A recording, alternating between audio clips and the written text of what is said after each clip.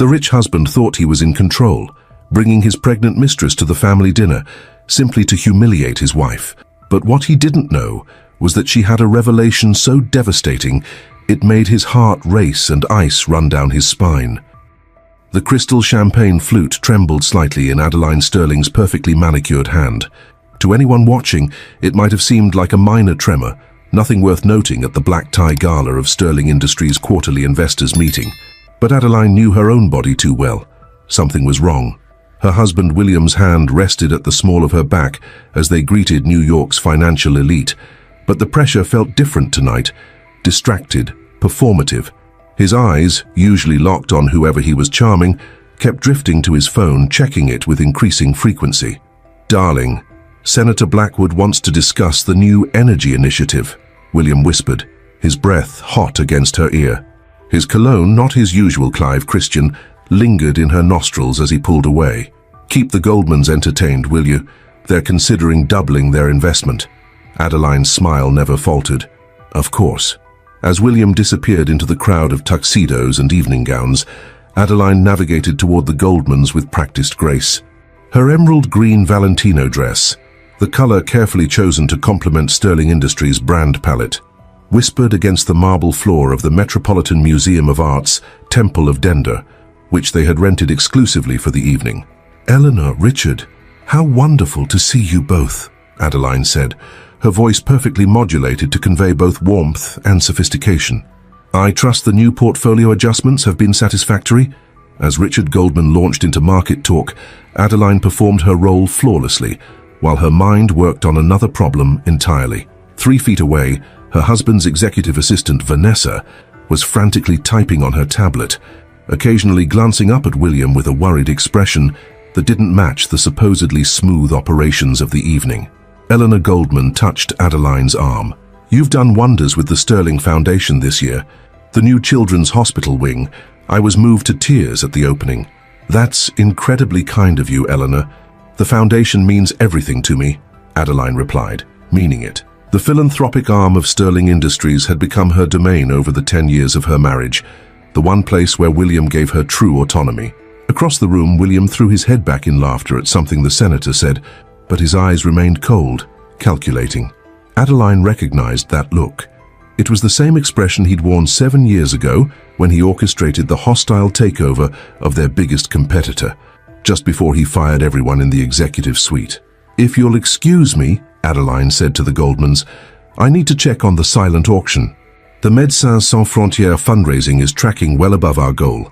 Breaking away, she moved not toward the auction displays, but to a quiet corridor where she could breathe. These events, the constant performance, the strategic conversations, the meticulous attention to every detail from her jewelry to her knowledge of each guest's children and portfolio preferences, had once energized her. Now they felt like slowly tightening handcuffs.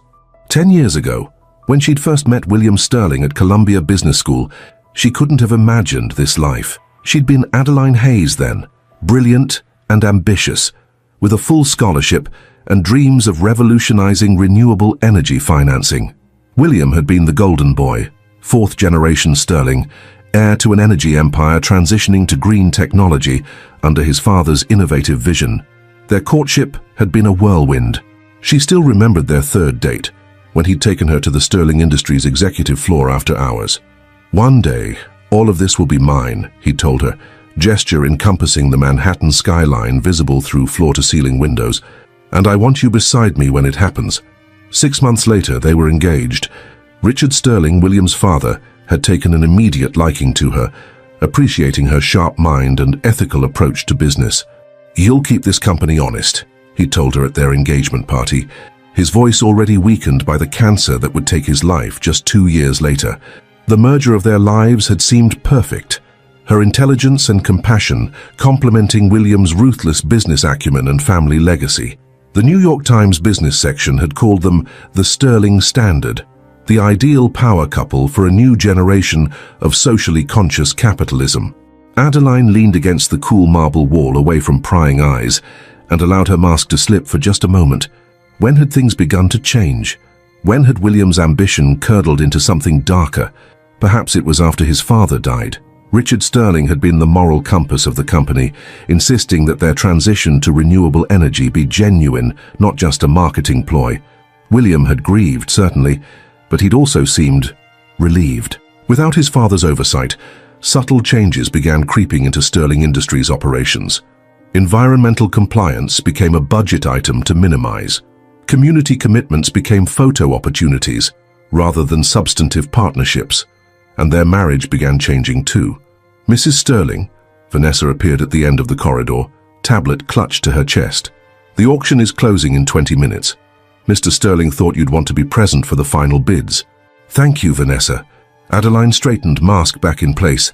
Is everything all right? You seem concerned. The younger woman's eyes flickered with something, warning, fear, before her professional demeanor reasserted itself. Just the usual last-minute changes. Mr. Sterling has moved some meetings for tomorrow. Which meetings? Adeline asked, a coldness settling in her stomach. Your breakfast with the Sterling Foundation board has been postponed. Mr. Sterling needs the conference room for an urgent call with the Singapore investors. Singapore? There it was again. For 6 months, William had been taking mysterious calls with Singapore investors that appeared on no official Sterling Industries documents. Twice, Adeline had overheard fragments of these conversations, enough to know they weren't about renewable energy or any publicly acknowledged Sterling business. I see. Thank you for letting me know. Adeline moved to return to the gala, then paused. Vanessa, has Mr. Sterling changed his cologne? The assistant's cheeks flushed. I wouldn't know, Mrs. Sterling. But she did know. The slight tremble in Vanessa's voice confirmed what Adeline had begun suspecting 3 months ago, when William's late nights at the office became more frequent, when his phone began turning face down whenever she entered a room, when the scent of unfamiliar perfume clung faintly to his suits. At first, Adeline had dismissed her suspicions as paranoia. William wouldn't risk their marriage, or more importantly to him, the public image they'd cultivated so carefully. Sterling Industries' stock value was partially built on their perfect partnership, the brilliant, compassionate wife humanizing the ruthless CEO. The board of directors themselves had commented on how valuable their brand was to investor confidence, but the evidence had accumulated slowly, like a poison in her bloodstream. The Singapore calls, the changed passwords on his devices, the mysterious charges at boutique hotels charged to obscure subsidiary accounts that Adeline only found because she still had access codes from when she'd helped restructure the company's finance department after Richard's death. 2 weeks ago, she'd found the receipt for a Harry Winston bracelet she'd never received, purchased on the corporate card William used for business gifts. That night, she began making discreet preparations of her own. Returning to the gala, Adeline circulated with renewed purpose, her networking now focused on particular guests. Judge Harriman, whose wife served with Adeline on 3 charitable boards. Charles Winthrop, Sterling Industries' longtime legal counsel, who had been Richard Sterling's closest friend. Margaret Chen, their largest institutional investor, who had repeatedly expressed concerns about Sterling Industries' gradually shifting ethical positions. Adeline, darling, Margaret said, taking both her hands, that program you developed for transitioning coal communities to solar manufacturing is brilliant. When are you joining the executive team officially? The board would approve it in a heartbeat. You're too kind, Margaret. For now, I'm content with the foundation work. Adeline smiled, even as she registered William watching them from across the room, his expression unreadable. Though I have been reviewing the quarterly reports, I had some questions about the new Singapore venture. Margaret's eyebrows rose slightly.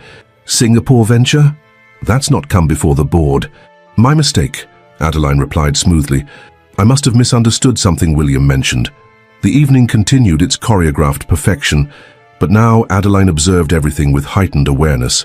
The way certain board members clustered around William, their expressions concerned. How William's chief financial officer, Marcus Webb, kept checking his watch, his usual unflappable demeanor showing cracks of anxiety. At precisely 10:30 p.m., William clinked his glass for attention. The crowd quieted as he stood on the small stage where the string quartet had been playing. Thank you all for coming tonight.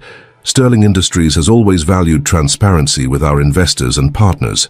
William's voice carried confidence and authority across the room. As you know, our Q3 results exceeded projections by 18%. and our renewable portfolio now comprises 62% of our energy production. Applause rippled through the crowd. William's smile gleamed under the spotlights. Before we close this wonderful evening, I want to make a special announcement. His eyes found Adeline in the crowd. As many of you know, our annual Sterling Industries family dinner is next week, a tradition my father started to remind us that despite our global reach, we remain a family company at heart. Something in his gaze made Adeline's skin prickle. The triumph there wasn't about business. It was personal. This year's dinner will feature a special surprise that I believe signals an exciting new chapter for Sterling Industries and for the Sterling family itself. William raised his glass. To the future of Sterling Industries, may it always exceed expectations. As the crowd echoed his toast, Adeline maintained her perfect smile while her mind raced. William had never mentioned any surprise for the family dinner. More concerning was the glance that passed between him and Marcus Webb, a look that contained both apprehension and anticipation. When William rejoined her, his hand again finding the small of her back, he leaned down to whisper in her ear. His words were for her alone, his tone light, almost playful, but with an unmistakable edge of cruelty. I do hope you're not too attached to your seat at the head of the table, darling. It's time for some new blood in the Sterling family, don't you think? Adeline felt the floor tilt beneath her Jimmy Choos. For the first time in their decade together, William had miscalculated badly. He thought her greatest fear was losing her position, her status. He had never understood that what she valued was not power for its own sake, but the ability to ensure Sterling Industries lived up to its potential for positive impact. New blood sounds invigorating, she replied, her voice steady as she met his gaze directly. I look forward to seeing exactly what you have planned. William's smile flickered, perhaps detecting something unexpected in her response. But before he could reply, they were surrounded by departing guests, offering congratulations on another successful event. As they bid farewell to the last of the investors, standing side by side like the perfect couple they pretended to be, Adeline made her decision. Whatever William had planned for the annual dinner, she would be ready, not just to defend herself, but to protect what Richard Sterling had entrusted to them both, a legacy that his son seemed determined to corrupt.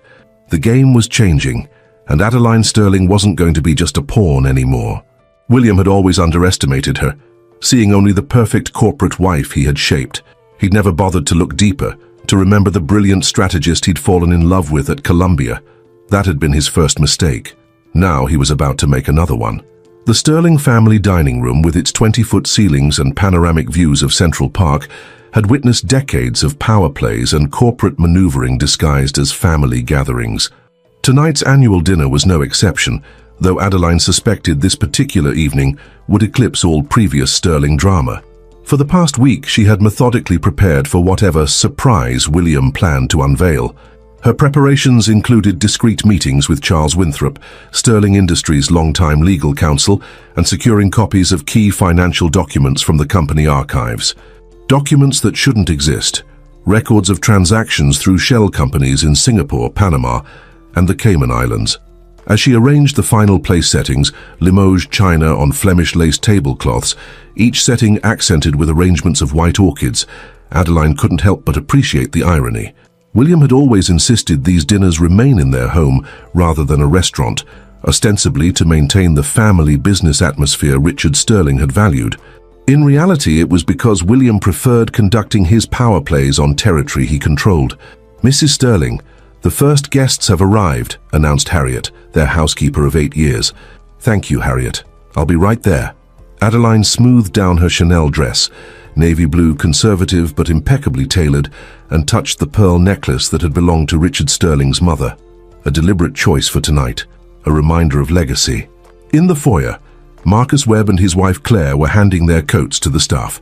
As chief financial officer, Marcus was William's right hand in all Sterling operations, legitimate and otherwise. Adeline, you look radiant as always, Claire gushed, air-kissing both cheeks. The house is stunning, Marcus added, though his eyes darted nervously around the space, clearly looking for William. He's running slightly late, Adeline said, answering the unasked question. Something about finalizing details for his surprise announcement.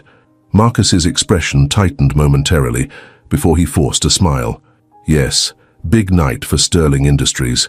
Indeed, Adeline replied, her tone pleasant, but her eyes sharp. A watershed moment, I believe. The slight flinch in Marcus's posture confirmed what she'd suspected. He knew exactly what William planned, and he was uncomfortable with it. Good. She could use that. Over the next half hour, the remaining guests arrived. Victoria Sterling, William's widowed mother, a woman whose icy demeanor had softened toward Adeline only after she'd proven her value to the Sterling Empire. James and Catherine Sterling, William's brother and sister-in-law who ran the European operations. Elizabeth Chen, daughter of Margaret Chen and newly appointed to the board of directors. Judge Howard Harriman and his wife Beatrice, and several other key executives and family members. No sign of the man of the hour? James asked, accepting a glass of scotch from the bartender Adeline had hired for the evening. I'm sure William is making an entrance, Victoria commented dryly.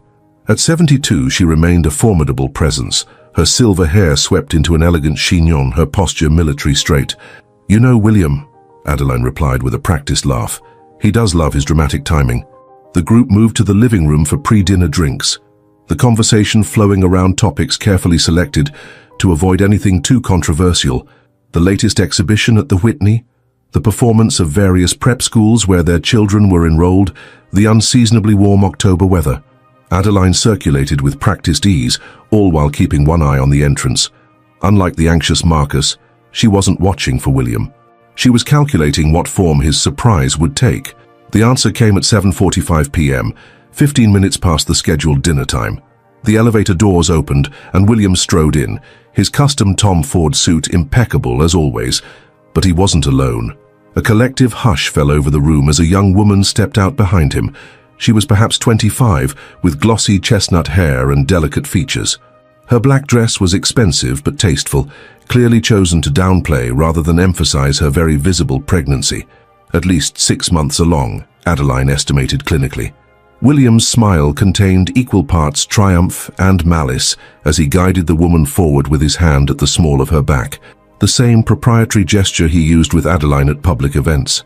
Everyone, I'd like you to meet Madison Pierce, William announced, his voice carrying that practiced warmth he reserved for board meetings and press conferences. Madison is heading our new Special Projects Division and will be joining our family in more ways than one. His hand moved to rest briefly on Madison's rounded belly. As you can see, the silence that followed was absolute. Even Victoria Sterling, who prided herself on being unshockable, stared open-mouthed at her son. Adeline felt all eyes shift toward her, awaiting the inevitable breakdown. The humiliated wife publicly displaced by a younger model carrying the air that she and William had never produced. It was a scene designed for maximum devastation, not just to her dignity, but to her position within Sterling Industries. For a fraction of a second, Adeline allowed herself to feel the full force of the betrayal, not just of their marriage, but of everything she'd built at Sterling. The rage burned white-hot through her veins, then cooled instantly into something far more dangerous: clarity. William had orchestrated this moment expecting tears, shock, a public meltdown that would justify whatever came next, her removal from the foundation, divorce proceedings that would minimize her settlement, perhaps even questions about her mental stability. He'd chosen the annual family dinner deliberately, surrounding her with people whose loyalties lay with the Sterling name, not with her. What he'd forgotten was who he married. Adeline moved forward, her smile warm and unwavering as she approached Madison directly. How wonderful to finally meet you, Madison. William has been so mysterious lately. Now I understand why. Madison's eyes widened slightly, clearly not expecting this reception. Up close, Adeline could see the young woman's discomfort, the slight tremor in her hand as she accepted Adeline's extended one. Mrs. Sterling, Madison began, her voice soft with a slight southern accent. Please, it's Adeline, she interrupted gently. After all, we're going to be family, aren't we? Turning to the stunned room, Adeline continued, Shall we move to dinner? Chef has prepared something special tonight and I'd hate for it to get cold.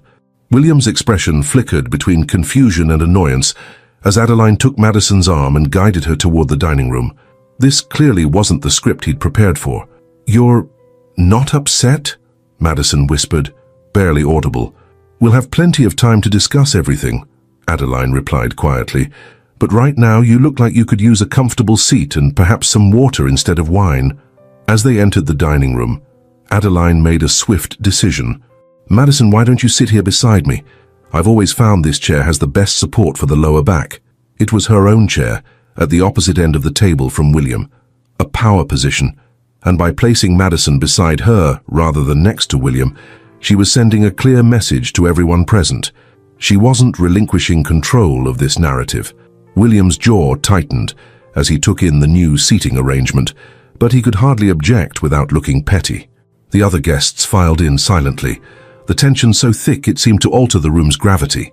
"Well, this is certainly a surprise," Victoria finally said as the first course was served. Her tone could have frozen nitrogen. "William, perhaps you might enlighten us on how long this arrangement has been in place." William smiled, regaining his equilibrium. "Madison and I have been working closely together for nearly a year on some exciting new ventures. How a personal relationship developed naturally from there." He raised his wine glass. "Sometimes the most valuable partnerships arise from unexpected places." "How interesting," Adeline commented, her voice pleasant. "I wasn't aware we had a special projects division. Which department does it fall under, Marcus?" Marcus Webb nearly choked on his wine. "It's a direct report to the CEO's office, still in development stages." "Fascinating," Elizabeth Chen interjected, her sharp eyes missing nothing. "As a board member, I'm curious why this division hasn't appeared in any of our organizational briefings." William smiled tightly. "It's been handled with discretion due to the competitive nature of the projects. I plan to present a full brief at the next board meeting." "We look forward to it," Elizabeth replied, exchanging a quick glance with Adeline. As the dinner progressed through its courses, the initial shock gave way to an elaborate dance of questions and deflections. William, recovering from Adeline's unexpected composure, began extolling Madison's credentials: Wharton MBA, experience at a boutique consulting firm, specialized knowledge in emerging markets. Madison herself said little, occasionally answering direct questions with soft-spoken intelligence that suggested she was indeed qualified for some executive role. But Adeline noticed how the young woman's eyes kept darting between her and William, as if trying to decode the invisible power struggle playing out across the hand-knotted Persian carpet. "And how are you finding New York, Madison?" Adeline asked, during a lull in conversation. William mentioned a southern accent. "Georgia, perhaps." "South Carolina," Madison corrected, looking surprised that Adeline had picked up on it. "Charleston.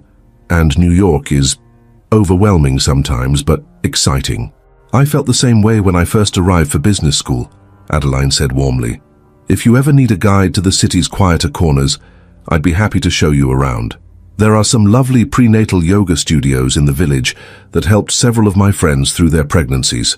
This direct acknowledgement of the pregnancy, offered as friendly support rather than confrontation, sent another ripple of tension through the table. William's expression darkened momentarily. "That's very kind," Madison murmured, her discomfort visibly increasing. "When is the baby due?" Victoria asked bluntly. "January," Madison replied, her hand unconsciously moving to her belly. "A New Year's baby," Adeline commented. "How appropriate for new beginnings." The conversation shifted to safer topics through the main course, though the undercurrents remained. James Sterling kept shooting concerned glances at Adeline, while Catherine engaged Madison in gentle conversation about pregnancy symptoms and nursery preparations. Judge Harriman and Marcus Webb flanked William, their hushed conversation occasionally punctuated by furtive glances around the table. By the time dessert was served, Adeline could sense William's growing frustration. His planned spectacle had failed to produce the desired effect. Instead of collapsing under the humiliation, she had somehow managed to position herself as the magnanimous figure in this tableau, leaving him looking increasingly petty and Madison increasingly uncomfortable. "Before we finish this lovely evening," William said as coffee was poured, "I wanted to share some additional news." He straightened, reclaiming the authoritative posture that served him so well in boardrooms. "Given the coming changes to our family structure, Adeline and I have been discussing her role moving forward.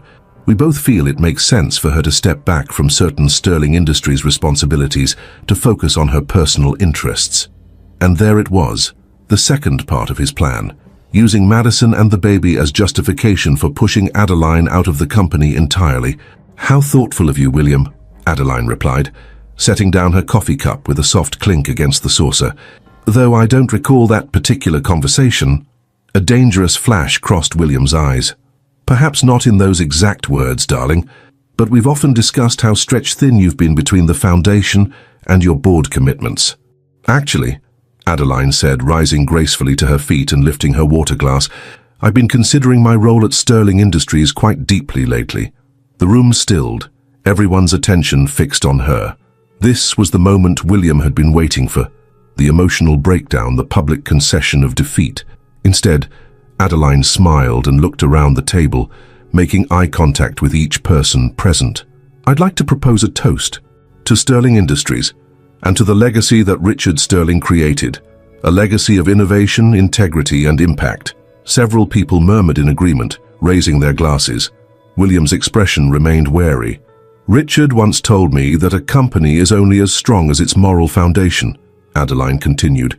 That profit without purpose is empty, and growth without governance is dangerous. She turned her gaze directly to William. I've always taken those words seriously, perhaps more seriously than some realized.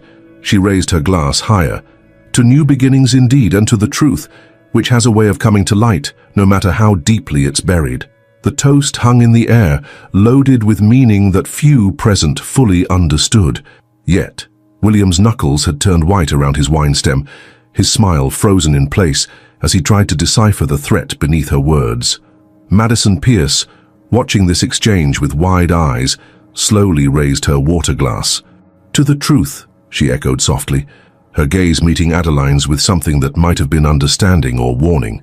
As glasses clinked around the table, Adeline retook her seat, outwardly serene while her mind raced with the next steps in a plan that had been accelerated by tonight's events. William clearly intended to move faster than she'd anticipated, which meant she needed to do the same. Now, she said brightly, as if the loaded exchange had never happened, who would like coffee? And Madison, I have some wonderful herbal tea that's perfect for expectant mothers. The battle lines had been drawn. William had made his move, expecting a swift victory. Instead, he'd encountered a resistance he never anticipated from the wife he'd underestimated for far too long. The game was just beginning. The morning after the disastrous family dinner, Adeline woke before dawn. While William slept in the guest bedroom, an arrangement that had become increasingly common over the past year, she slipped into her home office and locked the door. From a hidden compartment in her desk drawer, she retrieved a small leather-bound notebook. Inside were dates, times and locations scrawled in her precise handwriting, a record of William's increasingly suspicious activities over the past 8 months. What had begun as intuition about her husband's infidelity had evolved into something far more concerning when she accidentally glimpsed an email about alternative revenue streams and regulatory blind spots in Singapore. Adeline hadn't become the perfect corporate wife by being naive. The Sterling name carried weight because of its reputation for ethical leadership in the energy transition space. If William was engaging in something that required hiding from regulators, it threatened not just their marriage, but the entire foundation of what Richard Sterling had built. At precisely 7:15 a.m., she sent a text message to a number saved under Pilates instructor, coffee at the usual place. 8:30. 45 minutes later, dressed in workout clothes with her hair pulled back in a ponytail, Adeline entered a small cafe in the West Village, far from the Manhattan power circles where she might be recognized. In the back corner, a distinguished older man in a casual sweater waited, a chessboard set up on the table before him. "Good morning, Charles," she said, sliding into the seat across from him. Charles Winthrop, Sterling Industries' longtime legal counsel and Richard Sterling's closest friend, moved a chess piece before responding. "Your move, my dear, both on the board and in real life, it seems." Williams accelerating his timeline, he brought Madison to the family dinner last night. Charles's bushy eyebrows rose. Bold, even for William. "She's pregnant, due in January." "Ah." The older lawyer leaned back, processing this new information. "That explains his sudden interest in reviewing the company's succession policies." Adeline's fingers tightened around her coffee cup. "He's planning to remove me entirely. He announced it at dinner, said I'd be stepping back from Sterling Industries." Charles made a disapproving sound. "Richard would be furious. He always said you were the best thing that ever happened to that company, and to his son." "Richard isn't here," Adeline said quietly. "And William has been systematically dismantling his father's legacy for years. The Singapore operation is just the latest example." Charles glanced around the cafe before leaning forward. "I've reviewed those documents you sent me. If what you've found is accurate, William has been funneling sterling funds through at least 3 shell companies. The environmental compliance reports for the Indonesian projects appear to have been falsified as well." "They were falsified," Adeline confirmed. "I spoke with Dr. Eliza Watkins last week, the environmental scientist who conducted the original impact studies. She says the reports submitted to the Indonesian government bear her signature, but the data has been altered. The actual contamination levels are far higher than reported." Charles's expression grew grave. "That's criminal activity, Adeline, not just corporate malfeasance." "I know." She moved a chess piece. "Check. What's your next move?" "I need to see Richard's will again." "The original document, not the summary William provided to the family." Charles studied her carefully. "May I ask why?" "Because Richard Sterling was many things, but careless wasn't one of them. He would never have left his company vulnerable to someone who might compromise its values. The will is sealed in the company vault. Only William has access now." Adeline smiled thinly. "Not quite true. Victoria has access as well. And Victoria owes me a favor after I kept quiet about her little incident with prescription medications last year." Charles looked impressed despite himself. "You've been planning this for some time. I've been gathering information. There's a difference." She paused, then added quietly, "I loved him, Charles. I wanted to be wrong." The old lawyer's eyes softened. "I know, my dear. Richard knew it too. It's why he trusted you so much." He moved his king out of check. "Your move." 3 hours later, Adeline sat in Victoria Sterling's penthouse on 5th Avenue, surrounded by priceless antiques and the suffocating scent of tuberose that her mother-in-law favored. "I must say, I'm impressed by your composure last night," Victoria said, pouring tea from a Sèvres porcelain set. "Most women would have caused a scene." "I'm not most women," Adeline replied, "which is why Richard valued my presence in William's life." Victoria's perfectly maintained face registered surprise at this direct approach. "My husband had great affection for you, yes, and concern for his company's future." Adeline set down her teacup. "Victoria, I need to see Richard's original will, not the version William presented to the board." The older woman went still. "What makes you think there's a difference?" "Because I knew your husband. And because William has been systematically redirecting sterling resources into questionable ventures that Richard would never have approved." Victoria studied her for a long moment. "You're talking about Singapore." Now it was Adeline's turn to be surprised. "You know, I may be relegated to the role of family matriarch now, but I was Richard's partner for 40 years. I know when numbers don't add up." Victoria set down her cup with a decisive click. "What exactly are you planning, Adeline?" "To protect Sterling Industries' legacy and possibly save your son from himself." After another long assessment, Victoria rose and walked to a painting, a Monet that Adeline had always admired. She swung it forward, revealing a small wall safe. After entering a combination, she removed a sealed envelope. "Richard left this with me for safekeeping. He said if William ever began to prioritize profit over principle, I should ensure this found its way to the right hands." She held the envelope out to Adeline. "I believe those hands are yours." Inside was a legal codicil to Richard's will, properly notarized and dated 1 week before his death. As Adeline read it, her breath caught. "He created a special class of voting shares," she murmured. "Dual control between William and the Sterling Foundation," Victoria finished, "which is under your exclusive direction. Richard never fully trusted William's moral compass. He built in a safeguard." Adeline looked up, mind racing with implications. "William doesn't know about this." "No. And he's been running the company as if he has unilateral authority. Any major decisions made without proper dual approval could be invalidated." Victoria's smile was sharp. "Including, I imagine, this special projects division he's created for his pregnant mistress." The Sterling Foundation offices occupied the 42nd floor of Sterling Tower, deliberately positioned directly below the executive suite where William worked. As Adeline entered through the private elevator that afternoon, her assistant Meredith hurried toward her. "Mrs. Sterling, you have a visitor waiting in your office." She wouldn't give her name but insisted it was urgent. Adeline's steps faltered when she opened her office door to find Madison Pierce perched nervously on the edge of a visitor's chair, hands protectively cradling her pregnant belly. "Madison, this is unexpected." The younger woman stood awkwardly. I hope I'm not intruding. I needed to speak with you alone. Adeline closed the door and gestured for Madison to retake her seat. I think that's wise. There's clearly much we need to discuss. First, I want to apologize for last night, Madison blurted. I never wanted... That is, William said you knew about us, that you had an arrangement. Did he now? Adeline's voice remained calm as she took her seat behind the desk. And what else has William told you? Madison shifted uncomfortably. That you were stepping away from Sterling Industries to pursue other interests. That you'd grown apart years ago but maintained appearances for business reasons. I see. And your position as head of special projects, was that also part of our supposed arrangement? A flush crept up Madison's neck. He said you approved it, that you recognized my qualifications would benefit the company. Interesting, considering I've never seen your resume. Adeline leaned forward. Madison, I don't believe you came here to repeat William's lies. What do you really want? The younger woman's composure cracked. Protection. For my baby and myself. Protection from what? From William. Madison's voice dropped to a whisper. He's not who I thought he was when this started. The things he's asked me to do, the documents he's had me sign. Adeline's interest sharpened. What documents? Madison reached into her handbag and pulled out a flash drive. Financial authorizations for companies I've never heard of. Backdated contracts.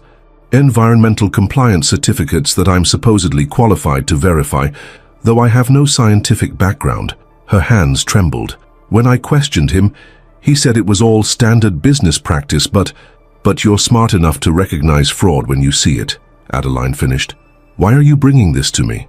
Why not go to the authorities? Because my signature is on those documents, Madison said, her eyes filling with tears. I could go to jail. And my baby.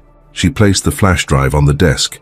William said you're soft, that you care more about doing good than doing business. I'm hoping that means you'll help me. Adeline studied the young woman before her. The vulnerability seemed genuine, but she'd been fooled before. What exactly are you proposing? I'll testify to everything I know about William's operations. In exchange, I want immunity and protection for my child. Madison straightened her shoulders. I made a terrible mistake getting involved with him, but I won't let my baby pay for it. And if I refuse, then I take my chances with the FBI. At least then I'd have tried to make things right. Adeline picked up the flash drive, considering her options.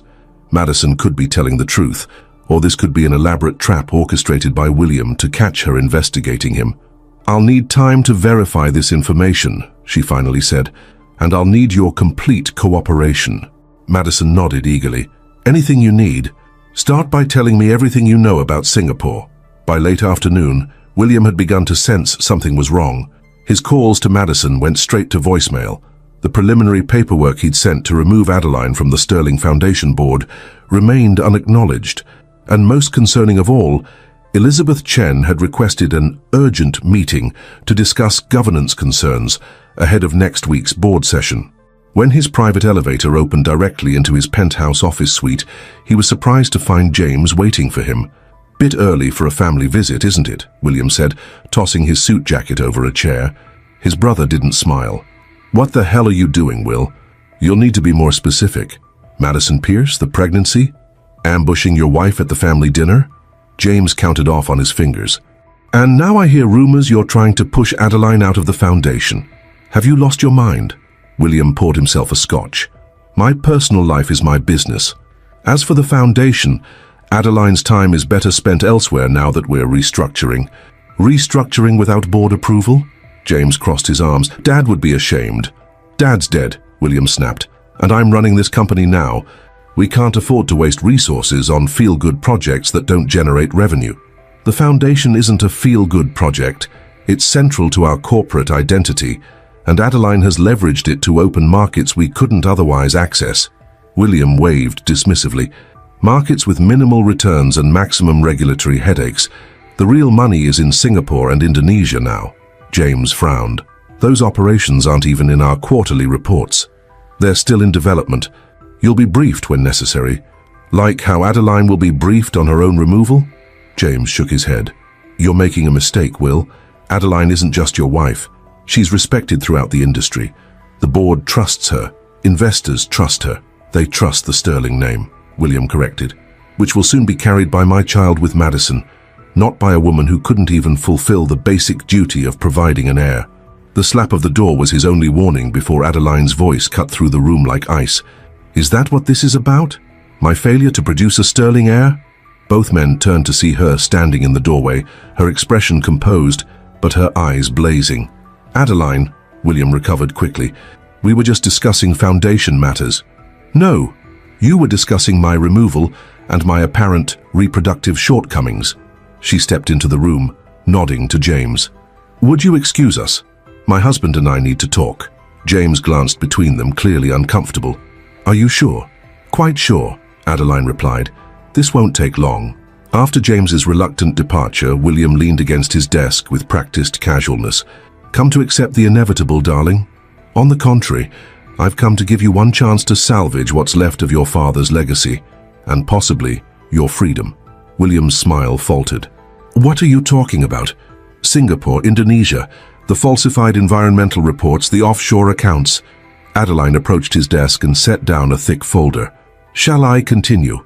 For a moment, genuine shock registered on William's face before his expression hardened. You've been spying on me? I've been protecting Sterling Industries from its greatest threat, you. She opened the folder, revealing printed financial statements. 3 shell companies in Singapore. Bribes to Indonesian officials disguised as consulting fees. Environmental data systematically falsified to hide contamination levels that would trigger mandatory shutdowns. William's eyes darted to the statements, then back to her face. You have no idea what you're talking about, don't I? Madison was quite thorough in her explanation earlier today. That visibly rattled him. Madison came to you? With a conscience far cleaner than yours, it seems. Adeline closed the folder. Your father suspected you might one day prioritize profit over principle. That's why he created a safeguard in his will, a codicil establishing dual control of Sterling Industries between you and the Foundation. The color drained from William's face. You're lying. The codicil has been with your mother all these years. The special voting shares he created give the Foundation, which I control, equal authority on all major corporate decisions. She smiled thinly. Including personnel changes, including new divisions for pregnant mistresses. William lunged forward, grabbing her arm. Where is it? What have you done? Adeline looked pointedly at his hand until he released her. It's somewhere safe, as is Madison, as is all the evidence of your fraud. You wouldn't dare expose this, he hissed. It would destroy Sterling Industries. Your precious foundation would collapse. Not if the board acts swiftly to remove the source of corruption and implement proper controls. She stepped back, straightening her jacket. You have until tomorrow morning to resign as CEO and transfer all operational control to the interim leadership committee I've already discussed with key board members. William's laugh was ugly. You really think the board will choose you over me? I'm a Sterling by blood. You're just the barren wife I'm replacing. No, William. I'm the woman your father trusted to preserve his real legacy. Integrity. She moved toward the door, then paused. Oh, and you should know, Madison has agreed to testify about everything in exchange for immunity.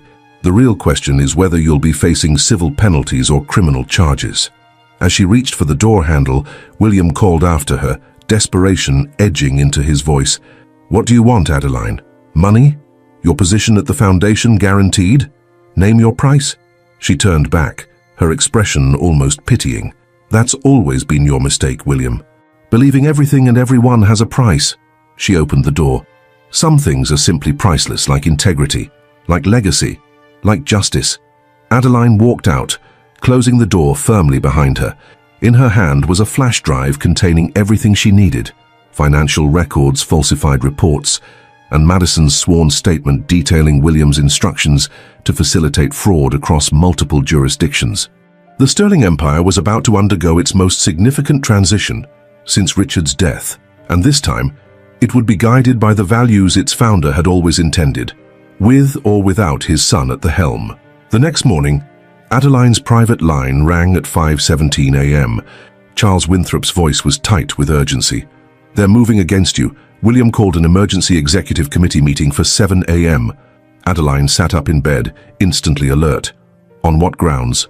Mental health concerns. He's claiming you've become paranoid and unstable.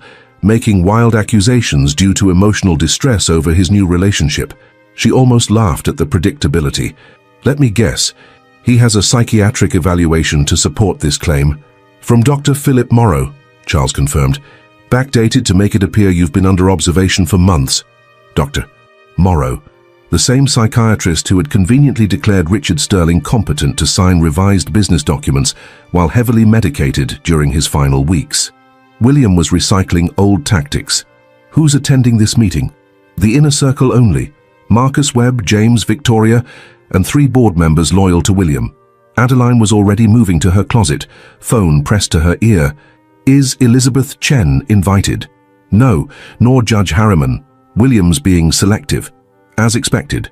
She pulled out a charcoal Armani suit, battle armor for what was coming. Are you still at the office? Yes, I've been reviewing those documents all night.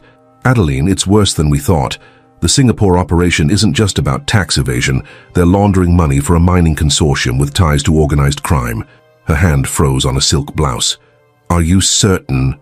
The money trail is unmistakable. If this goes public, we're looking at criminal charges that could bring down the entire company. Adeline closed her eyes briefly. We need to move faster than planned. Can you meet me at Madison's hotel in 30 minutes? The Carlisle. I'll be there. As she dressed, Adeline's mind raced through contingencies. William wouldn't stop at having her declared unstable. That was merely the opening move. Once he successfully removed her from her position, he would ensure she had no access to company documents or allies. Then would come the more permanent solutions, forced psychiatric care perhaps, or manufactured evidence of wrongdoing on her part. Richard Sterling's codicil was her strongest protection, but even that required board recognition to be effective. If William convinced enough board members that she was mentally unfit, the codicil might be challenged or ignored until a lengthy legal battle resolved its validity. Time was not on her side. Madison Pierce opened her hotel room door wearing silk pajamas, her hair disheveled from sleep but her eyes alert with fear. He knows, doesn't he? She asked immediately, ushering Adeline and Charles inside. William called me 6 times last night. He left messages saying he knows we met. He suspects, but he doesn't know what evidence you've provided, Adeline said, setting her briefcase on the small dining table. We need to move you somewhere safer. Madison unconsciously placed a protective hand over her belly. He said he'd make sure I never saw my baby if I betrayed him. That's not going to happen, Adeline said firmly. Charles, what's our best option? The lawyer pulled out his phone. I have a house in Connecticut that no one knows about. It's under a shell corporation I created years ago for a client who needed privacy during a high-profile divorce. William would never connect it to me.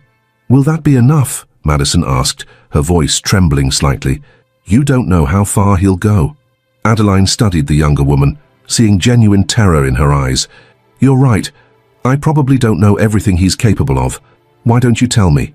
Madison sank onto the edge of the bed. I thought he was just ambitious at first. Cutting corners to maximize profits didn't seem so terrible. Everyone does it, right? She laughed bitterly. Then I saw what happened to people who questioned him. His former VP of operations, David Mercer. William didn't just fire him for raising concerns about the Indonesia project. He manufactured evidence of embezzlement. David can't get hired anywhere now. Charles nodded grimly. Richard would never have tolerated such tactics. William told me his father was weak, Madison continued.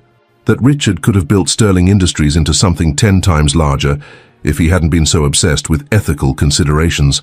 He said the company needed a Sterling who wasn't afraid to do what was necessary. Her eyes met Adeline's. He talked about you too. I'm sure he did. He said you were useful as the company's public face, the compassionate, ethical side that customers and investors love to see, but that behind closed doors, you were a hindrance to real progress. Adeline's smile was tight. Translation, I wouldn't look the other way when he started dismantling his father's ethical safeguards. There's more, Madison said, her voice dropping. He has a plan to remove you completely, not just from the company but from his life. Divorce, you mean? Madison hesitated, her expression troubled. I don't think it's just divorce he's planning.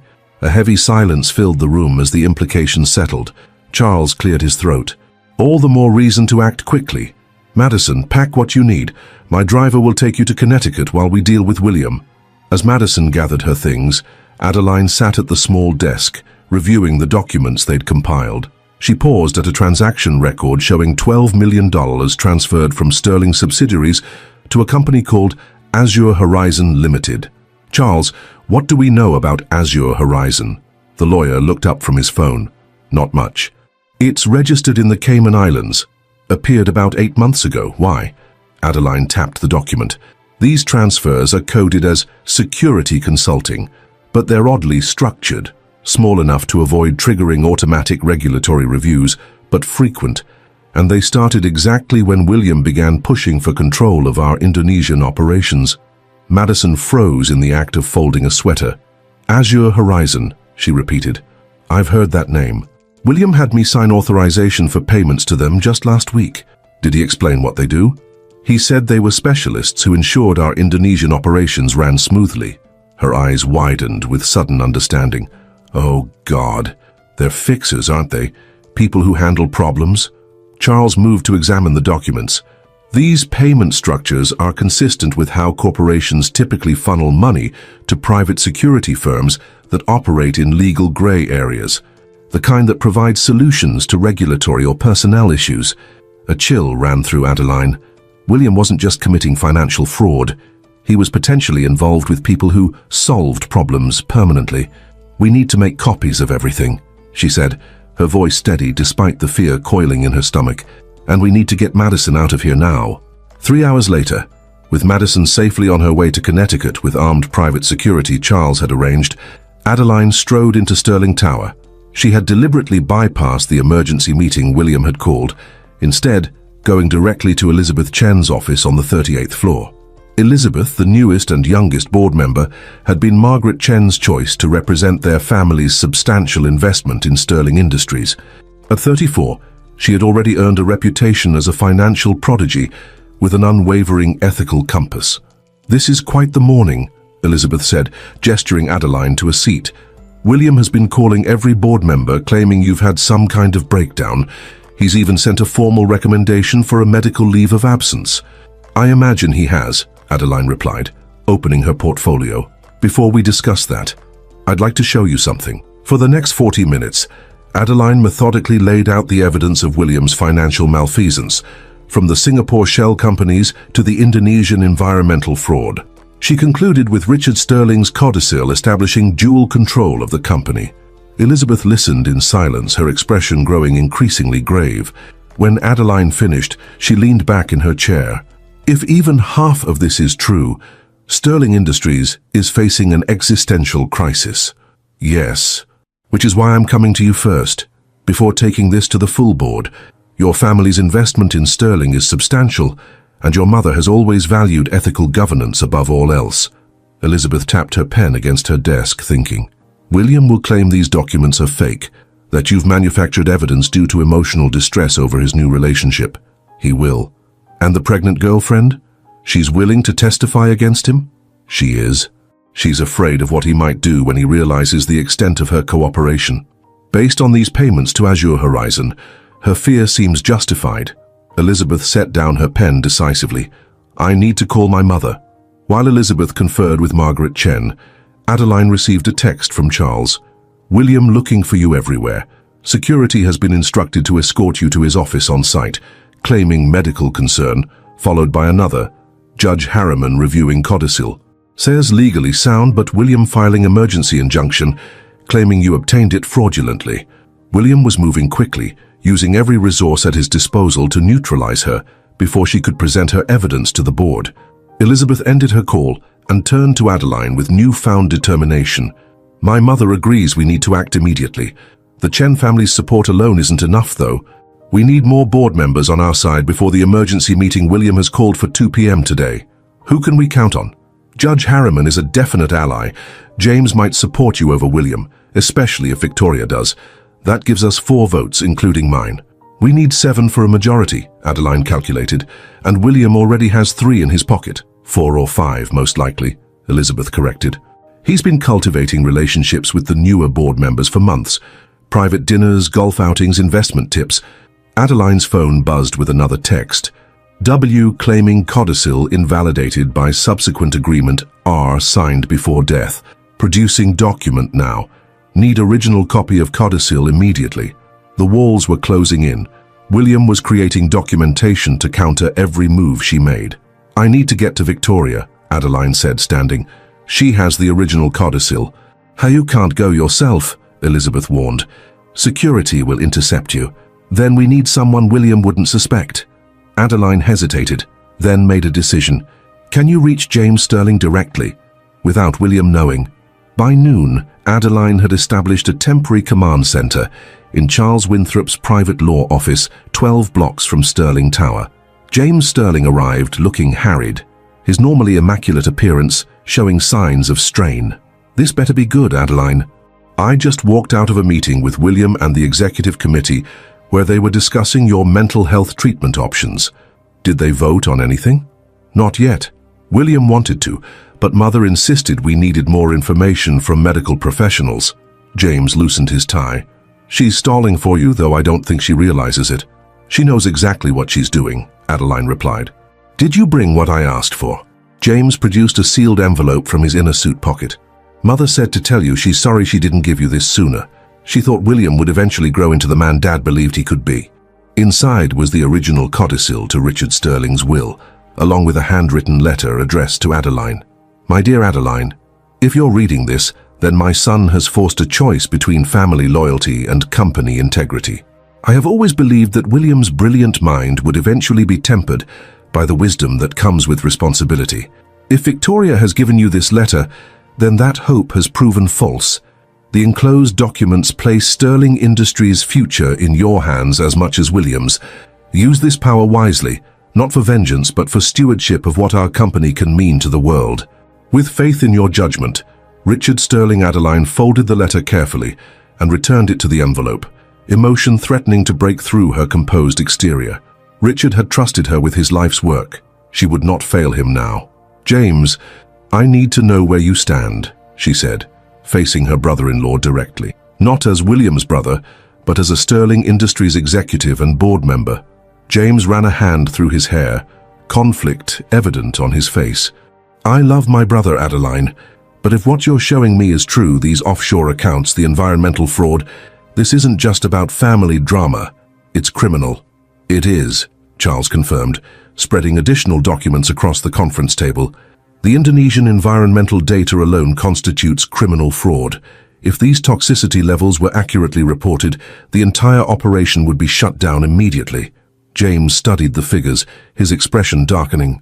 "Are these surrounding communities? People are getting sick, aren't they?" "According to the original testing data that Madison provided, yes. Significantly increased rates of respiratory illness and skin conditions consistent with chemical exposure." The conflict on James's face resolved into determination. William crossed a line. Dad would never have allowed this. "Then help us stop it," Adeline said. "The board meeting is in 2 hours. William believes he has the votes to remove me and suppress all this evidence. What do you need me to do?" At 1:45 p.m., Adeline sat alone in Charles's office, reviewing her presentation for the board one final time. James had returned to Sterling Tower to coordinate with Elizabeth and Judge Harriman. Victoria had confirmed her possession of additional documentation proving the authenticity of Richard's codicil. All the pieces were in place. Her phone rang. An unknown number. "Adeline Sterling. Mrs. Sterling, this is Detective Frank Morgan, NYPD Financial Crimes Division. I'm calling regarding some serious allegations that have been brought to our attention concerning your activities at Sterling Industries." Her blood ran cold. "What allegations would those be, Detective?" "Embezzlement, fraud, and falsification of corporate records. We have a warrant for your financial documents and electronic devices. Officers are currently at your residence and at Sterling Tower with the necessary paperwork." William had escalated beyond corporate maneuvering to legal action, a bold move using his connections with local authorities to neutralize her before the board meeting. "I see," she replied, keeping her voice steady. "And who exactly brought these allegations to your attention?" "I'm not at liberty to discuss that, ma'am. I need to know your current location so officers can serve you with the warrant directly." "Of course, Detective. I'm currently with my attorney, Charles Winthrop, at his offices. We'll be happy to cooperate fully with your investigation." She gave him the address, then added, "Though I'm curious, does your investigation also extend to the Singapore and Indonesian operations of Sterling Industries?" I have some documentation you might find quite interesting. There was a pause on the line. Ma'am, I'm just handling the initial contact. The investigating officers will discuss the scope with you when they arrive. I look forward to it. One more question, if I may. Does the name Azure Horizon mean anything to you? Another, longer pause. Not at this time. Please remain at your current location until officers arrive. After ending the call, Adeline turned to Charles. William is using the police to prevent me from attending the board meeting. They'll be here soon with a warrant. On what grounds? The same accusations he's planning to use against me with the board. He's trying to create a where there's smoke, there's fire situation. She stood, gathering her materials. We need to move now. Is the backup plan ready? Charles nodded grimly. Everything's in place, but William's raising the stakes considerably. Once we do this, there's no going back. There was no going back the moment he brought Madison to that dinner, Adeline replied, her resolve hardening. He wanted a war, now he's got one. As they prepared to leave through the law firm's service entrance, Adeline's phone buzzed with a text from James. Emergency. W found backup flash drive in your office, claiming definitive proof you were behind Indonesian fraud. Board members wavering. Meeting started early, followed immediately by another. He's going to win, Adeline. He has documentation with your signatures authorizing everything. How is that possible? Adeline stared at the messages in disbelief. William had somehow created fraudulent documentation with her signature, and he'd timed the police action perfectly to prevent her from defending herself at the board meeting. Charles, she said, her voice unnaturally calm, William just produced documents supposedly signed by me authorizing the Indonesian operations. How thoroughly did he think this through? The old lawyer's eyes widened. If he's forged your signature on backdated documents, then he's committed another crime we can prove. She straightened her shoulders. Call Judge Harriman directly. Tell him not to let the board vote on anything until I arrive. And Charles, tell him to record everything William says, every single word. As police sirens wailed in the distance, approaching the law offices, Adeline made her decision. William had played his hand, believing he'd checkmated her. But he'd forgotten one critical fact about his wife. Adeline Sterling never entered a battle she hadn't already calculated how to win, even if it meant temporarily appearing to lose. The Sterling Industries boardroom occupied the entire 50th floor of Sterling Tower, a testament to Richard Sterling's belief that major decisions deserved their own rarefied air. Floor-to-ceiling windows offered panoramic views of Manhattan, though today dark storm clouds gathered on the horizon, casting the gleaming room in ominous shadow. William Sterling stood at the head of the massive mahogany table, his expression one of grave concern as he addressed the 12 board members and key executives present. As difficult as this is for me personally, we cannot ignore the evidence before us, he said, gesturing to the documents being distributed. For months, I've noticed concerning patterns in my wife's behavior. Erratic decision-making, paranoid accusations, emotional instability. I attributed it to the natural strain of our personal situation. Victoria Sterling, seated to his right, maintained a carefully neutral expression, while James shifted uncomfortably in his chair. Elizabeth Chen studied the psychiatric evaluation with obvious skepticism. However, William continued, when these financial irregularities came to light, I was forced to consider a more troubling possibility. The documentation is undeniable. Adeline has been using her position at the Sterling Foundation to authorize problematic operations while creating a paper trail implicating others. Judge Harriman leaned forward. These are serious allegations, William. Where is Adeline now? Shouldn't she have the opportunity to respond? I've been asking myself the same question, William replied with practiced concern. She disappeared this morning after I confronted her about these issues. My security team reports she's meeting with Charles Winthrop, presumably to construct some defense. The NYPD Financial Crimes Division has been notified and is currently searching for her to serve a warrant. Marcus Webb cleared his throat. Given the circumstances, I move that we temporarily suspend Adeline Sterling from all Sterling Industries operations, including the Foundation, pending full investigation. William nodded appreciatively. I take no pleasure in this, but for the company's protection. The boardroom doors burst open. Every head turned as two uniformed police officers entered, followed by Detective Frank Morgan. Behind them, Charles Winthrop stepped in, his expression grim but determined. William Sterling? Detective Morgan approached the head of the table. I need to speak with you regarding some allegations that have been brought to our attention. William's confident smile faltered only momentarily. Of course, Detective, though we're in the middle of a rather important meeting. Perhaps we could schedule— This won't wait, sir. Morgan turned to address the room. Ladies and gentlemen, I apologize for the interruption, but this matter concerns the business before you. William's jaw tightened. Whatever my wife has told you— Actually, a familiar voice cut in from the doorway, I haven't told the detective anything yet. Adeline Sterling entered the boardroom with measured steps, immaculately dressed in a navy suit that radiated authority. She carried a leather portfolio and was accompanied by a man in a dark suit whom no one recognized. Adeline, William recovered quickly. You've saved the detective some trouble finding you, though I wish you'd chosen a less dramatic moment to turn yourself in. Adeline smiled thinly. I'm not turning myself in, William. I've been cooperating with authorities, just not the ones you called. She gestured to the man beside her. This is Special Agent Thomas Ramirez, FBI Financial Crimes Division. The real one, not the local precinct detective you apparently persuaded to assist you. The blood drained from William's face as Detective Morgan stepped forward. Mr. Sterling, your call to our department claiming your wife was embezzling funds triggered several red flags in our system.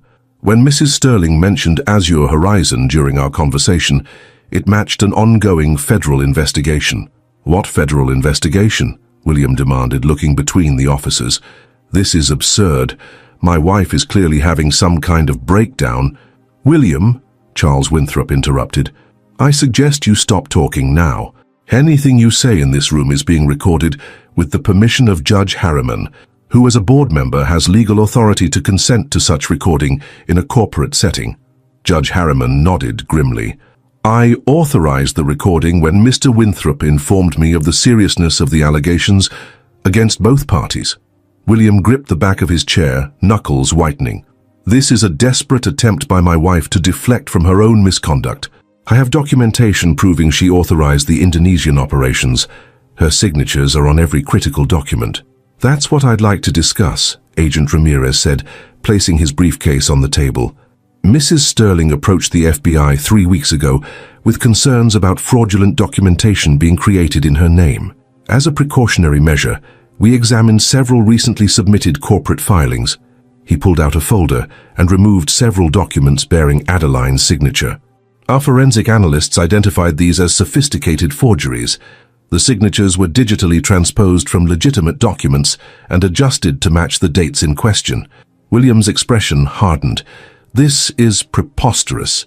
You expect the board to believe my wife went to the FBI weeks ago, anticipating that I would produce evidence of her misdeeds? Not exactly, Adeline replied, taking control of the room with quiet confidence. I went to the FBI after discovering your Singapore operations 6 months ago. The offshore accounts, the money laundering, the connections to mining operations using forced labor, all of it meticulously documented. She opened her portfolio and began distributing files to each board member.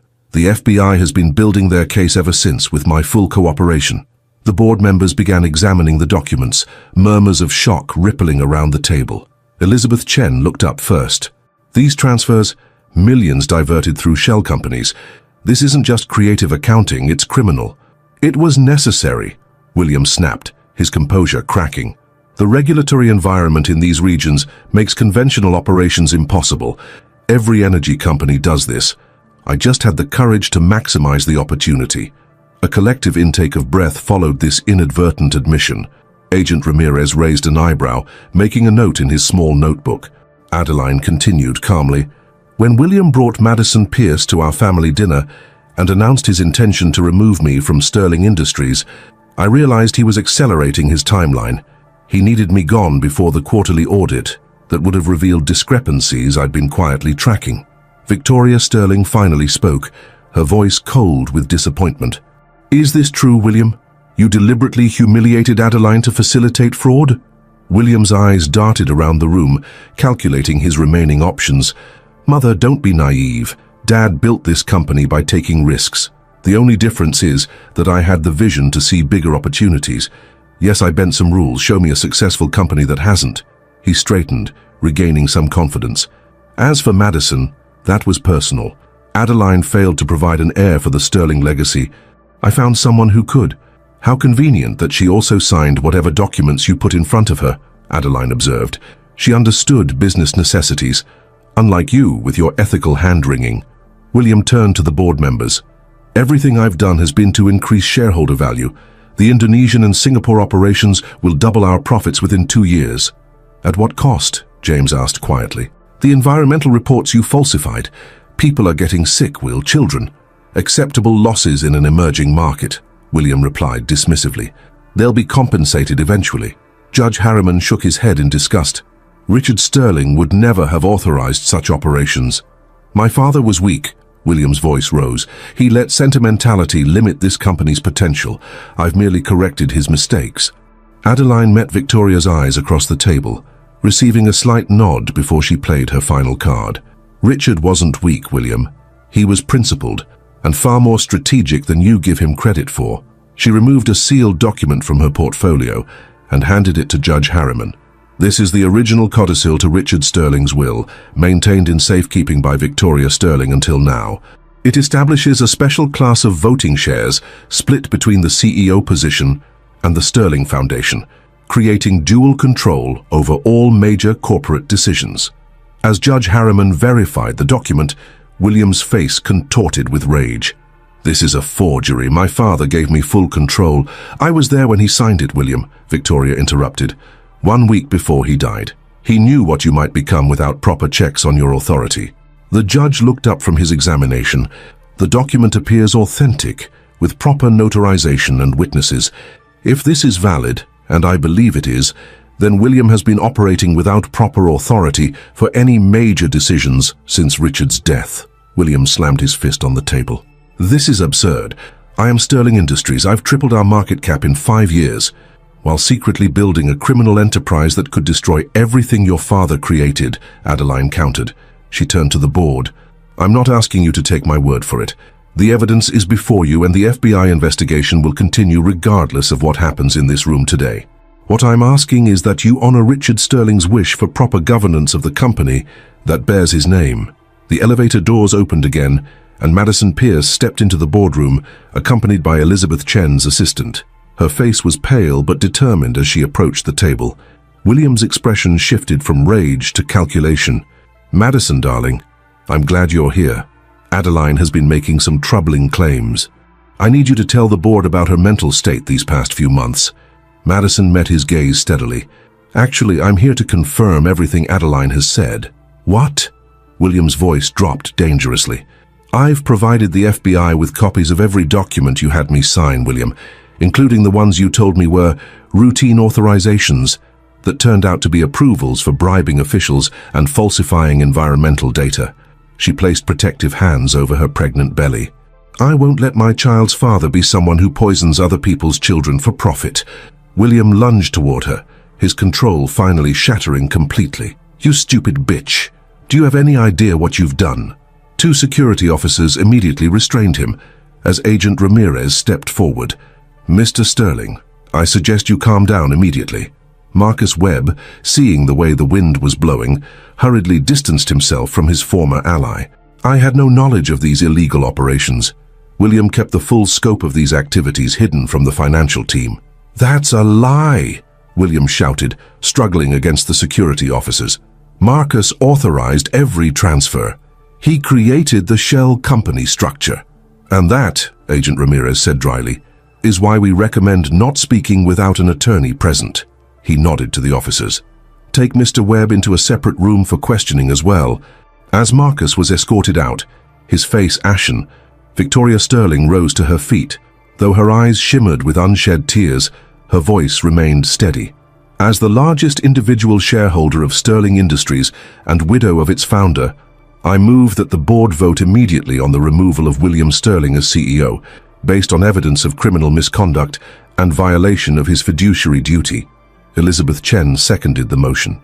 And I move that we appoint an interim leadership committee headed by Adeline Sterling, pursuant to the authority granted in Richard Sterling's codicil, until a full investigation can be completed. Judge Harriman, now acting as interim chairman, called for the vote.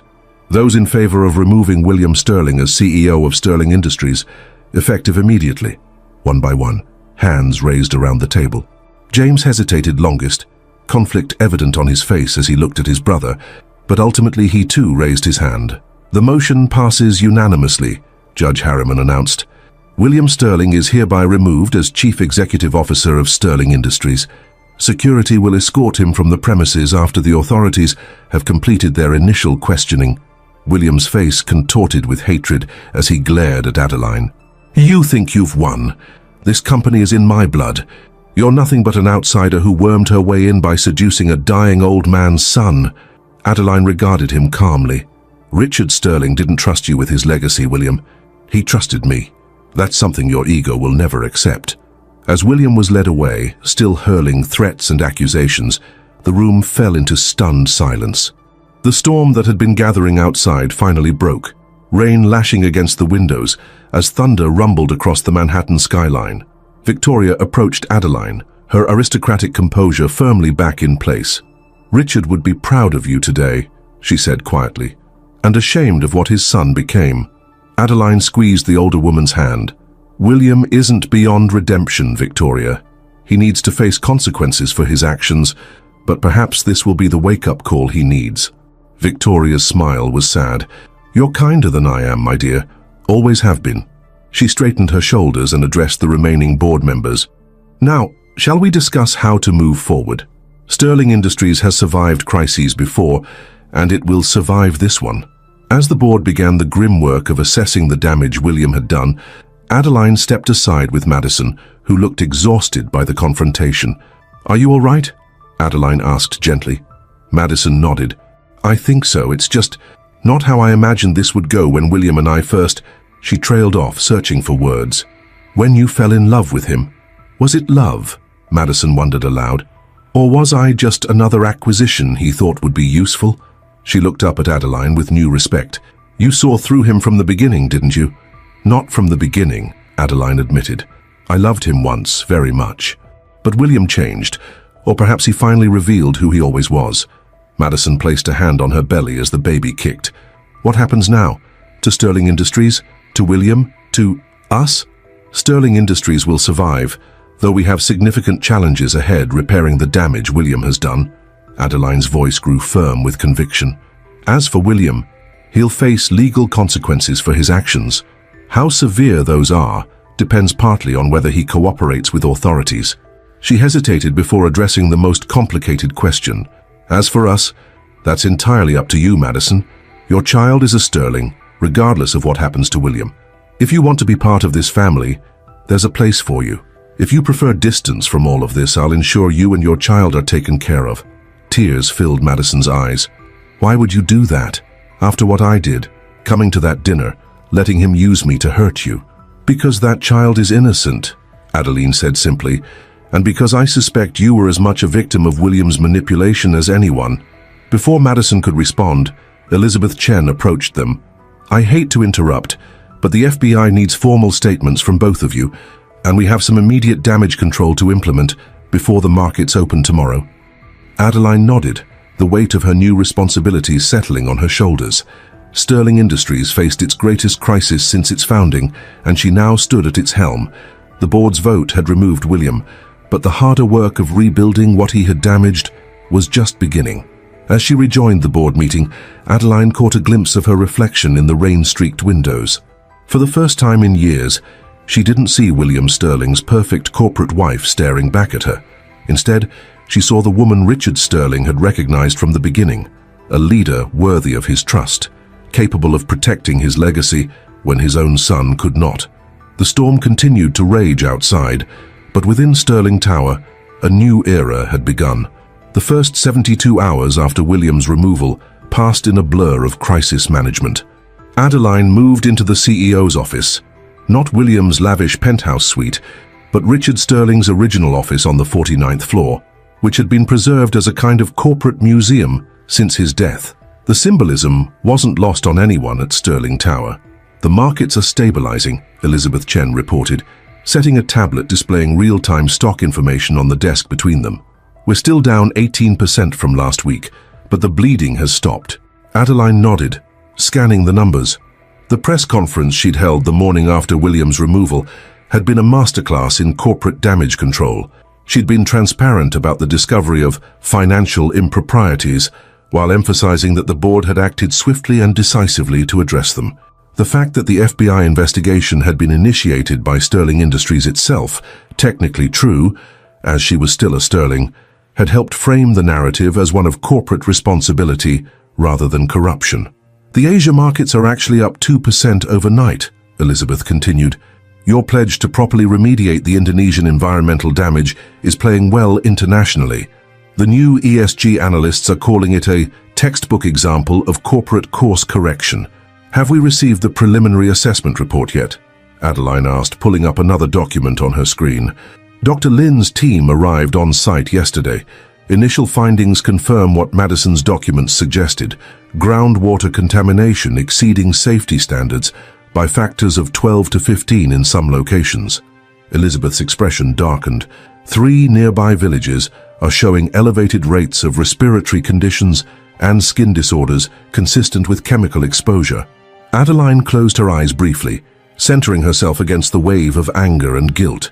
Authorize whatever medical resources they need immediately, and begin planning for long-term remediation and community support programs. Already in motion, Elizabeth confirmed. The estimated cost is— I don't care what it costs, Adeline interrupted. Those people are suffering because Sterling Industries prioritized profit over safety. Make it right. A knock at the door heralded Charles Winthrop, who entered carrying a thick legal binder. The board has unanimously approved the new corporate governance structure, he announced, setting the document before Adeline. Dual leadership between you as CEO and James as COO, with enhanced board oversight for all international operations.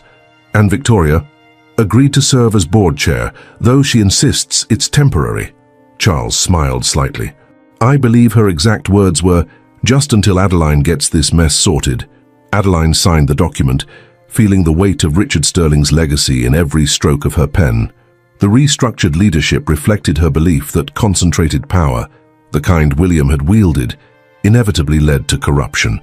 The new Sterling Industries would be built on distributed authority and transparent decision-making. What's the latest on William? She asked, handing the signed documents back to Charles. The old lawyer's expression grew somber. He's been released on bail, $5 million, which Victoria provided. The judge restricted his travel and froze most of his assets pending trial, but he's moved into his Manhattan apartment. And he's already plotting his comeback, Elizabeth added, pulling up an email on her tablet. This came in 20 minutes ago, addressed to several board members. Adeline read the message, unsurprised by William's tactics. He was claiming that Adeline had orchestrated a coup motivated by jealousy over Madison, that the financial irregularities were standard industry practices that Adeline had selectively highlighted to seize control, and that the environmental issues in Indonesia had been exaggerated to manipulate public sentiment. Has anyone responded? She asked. Not yet, Elizabeth replied, but 3 board members forwarded it to me immediately, which I take as a good sign. And the others? Elizabeth hesitated. 2 haven't responded at all, which concerns me. Hansen and Fujimoto were always closer to William than to Richard. Adeline nodded, making a mental note to schedule one-on-one meetings with those board members. William would be working every angle to undermine her leadership, and she couldn't afford to leave any potential weakness unaddressed. What about Madison? She asked.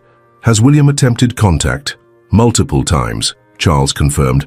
She's filed for a temporary restraining order, citing his outburst at the board meeting as evidence of potential threat. The court granted it this morning. Adeline absorbed this information with mixed emotions. Part of her, a part she wasn't entirely proud of, felt satisfaction at William's increasing isolation. But another part recognized the tragedy unfolding. A child would soon be born into this tangle of betrayal, legal battles, and corporate warfare. Madison's due date is in 6 weeks, she mused. We should ensure she has everything she needs. Elizabeth raised an eyebrow. You're remarkably generous to the woman William paraded in front of you to cause maximum humiliation. Madison was a pawn in William's game, just as I was, Adeline replied. The difference is that I recognize the game for what it was. She's carrying a sterling heir, Richard's grandchild. Whatever happens with William, that child deserves our support.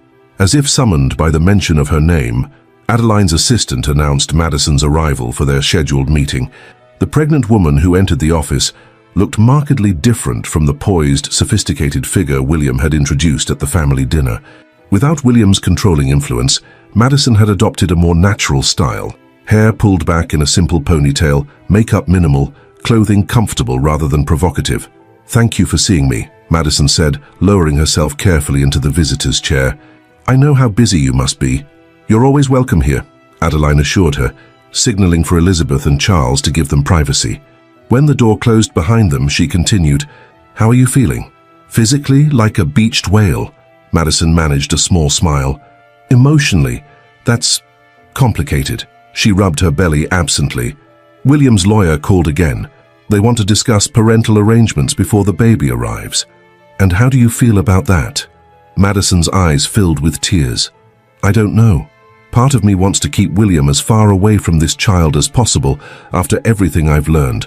But another part feels guilty about depriving my baby of a father." Adeline handed her a tissue. "Whatever you decide, you'll have Sterling Industries' support, both professionally and personally. That's actually why I'm here." Madison dabbed at her eyes. "The FBI agent suggested I consider relocating after the baby is born, possibly with a new identity.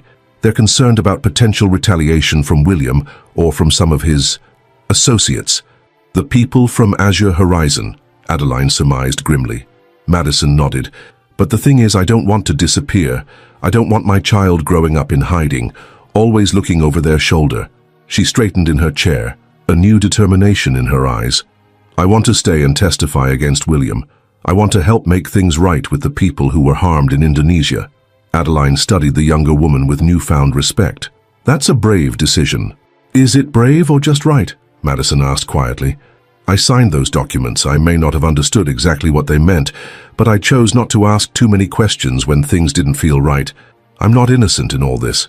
Few of us are," Adeline admitted.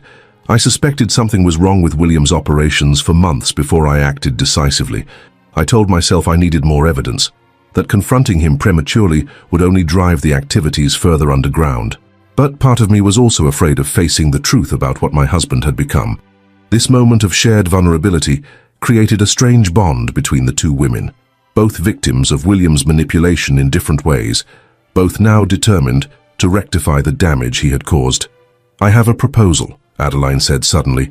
"Sterling Industries is establishing a new compliance and ethics division to prevent anything like this from happening again.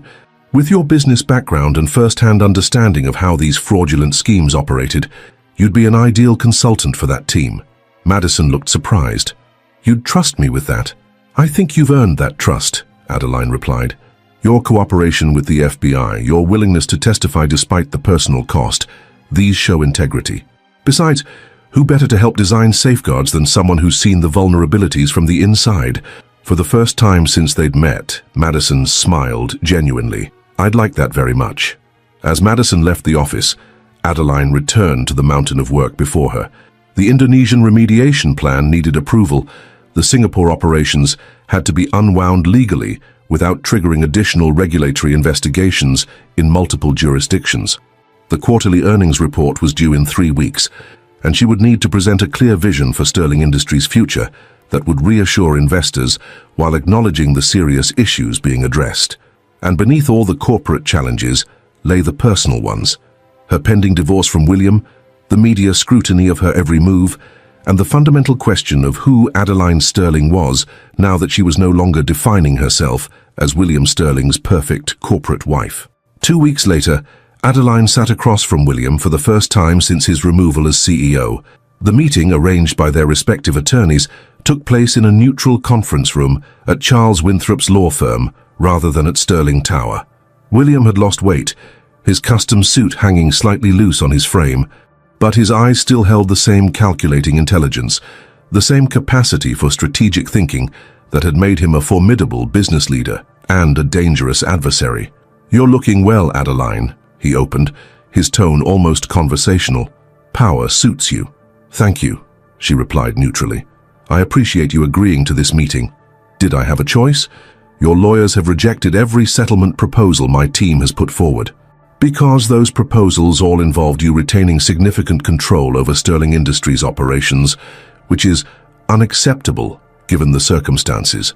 William leaned back in his chair, studying her. The circumstances being that you orchestrated my removal based on selective evidence and an outdated codicil my father signed while heavily medicated. Adeline didn't rise to the bait. We're not here to relitigate the board's decision, William. We're here to discuss a path forward that minimizes further damage to all parties. Ah yes, the greater good. Always your favorite refuge. His smile didn't reach his eyes. So what does this path forward look like in your vision, Adeline?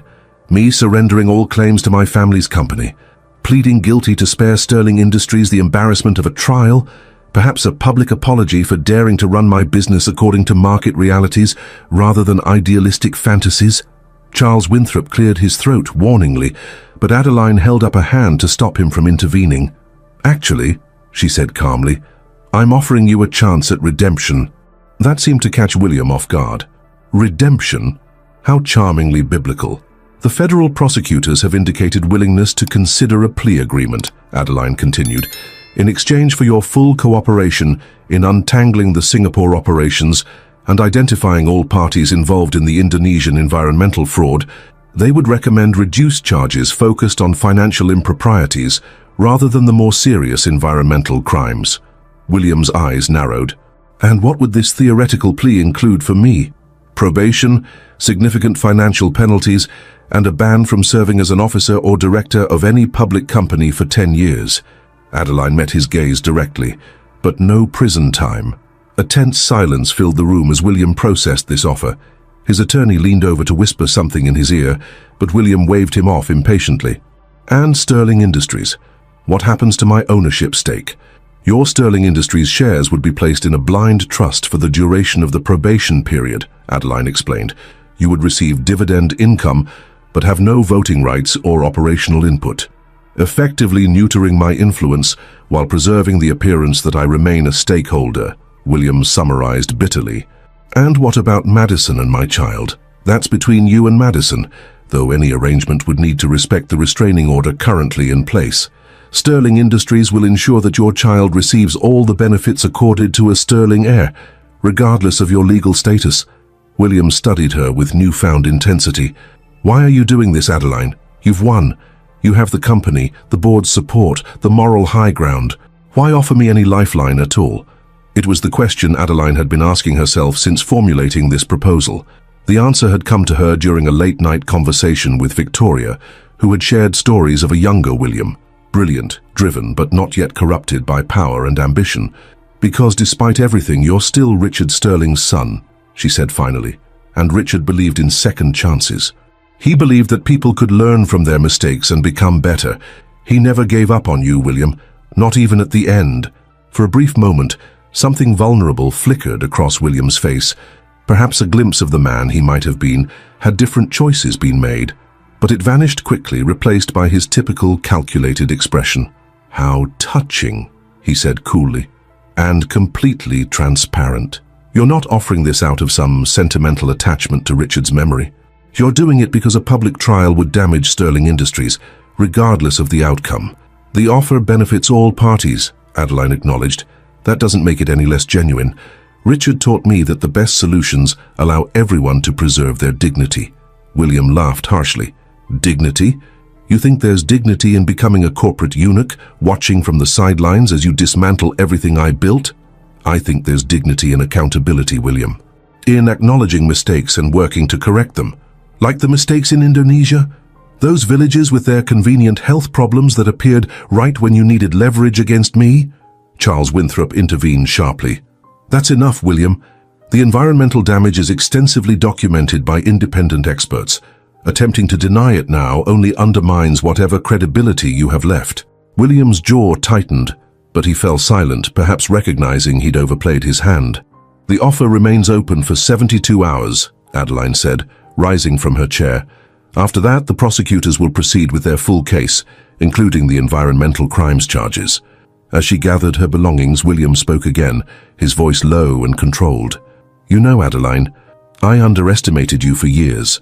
I saw only what I wanted to see, the perfect corporate wife, the compassionate counterweight to my pragmatism. I never recognized the strategist hiding in plain sight.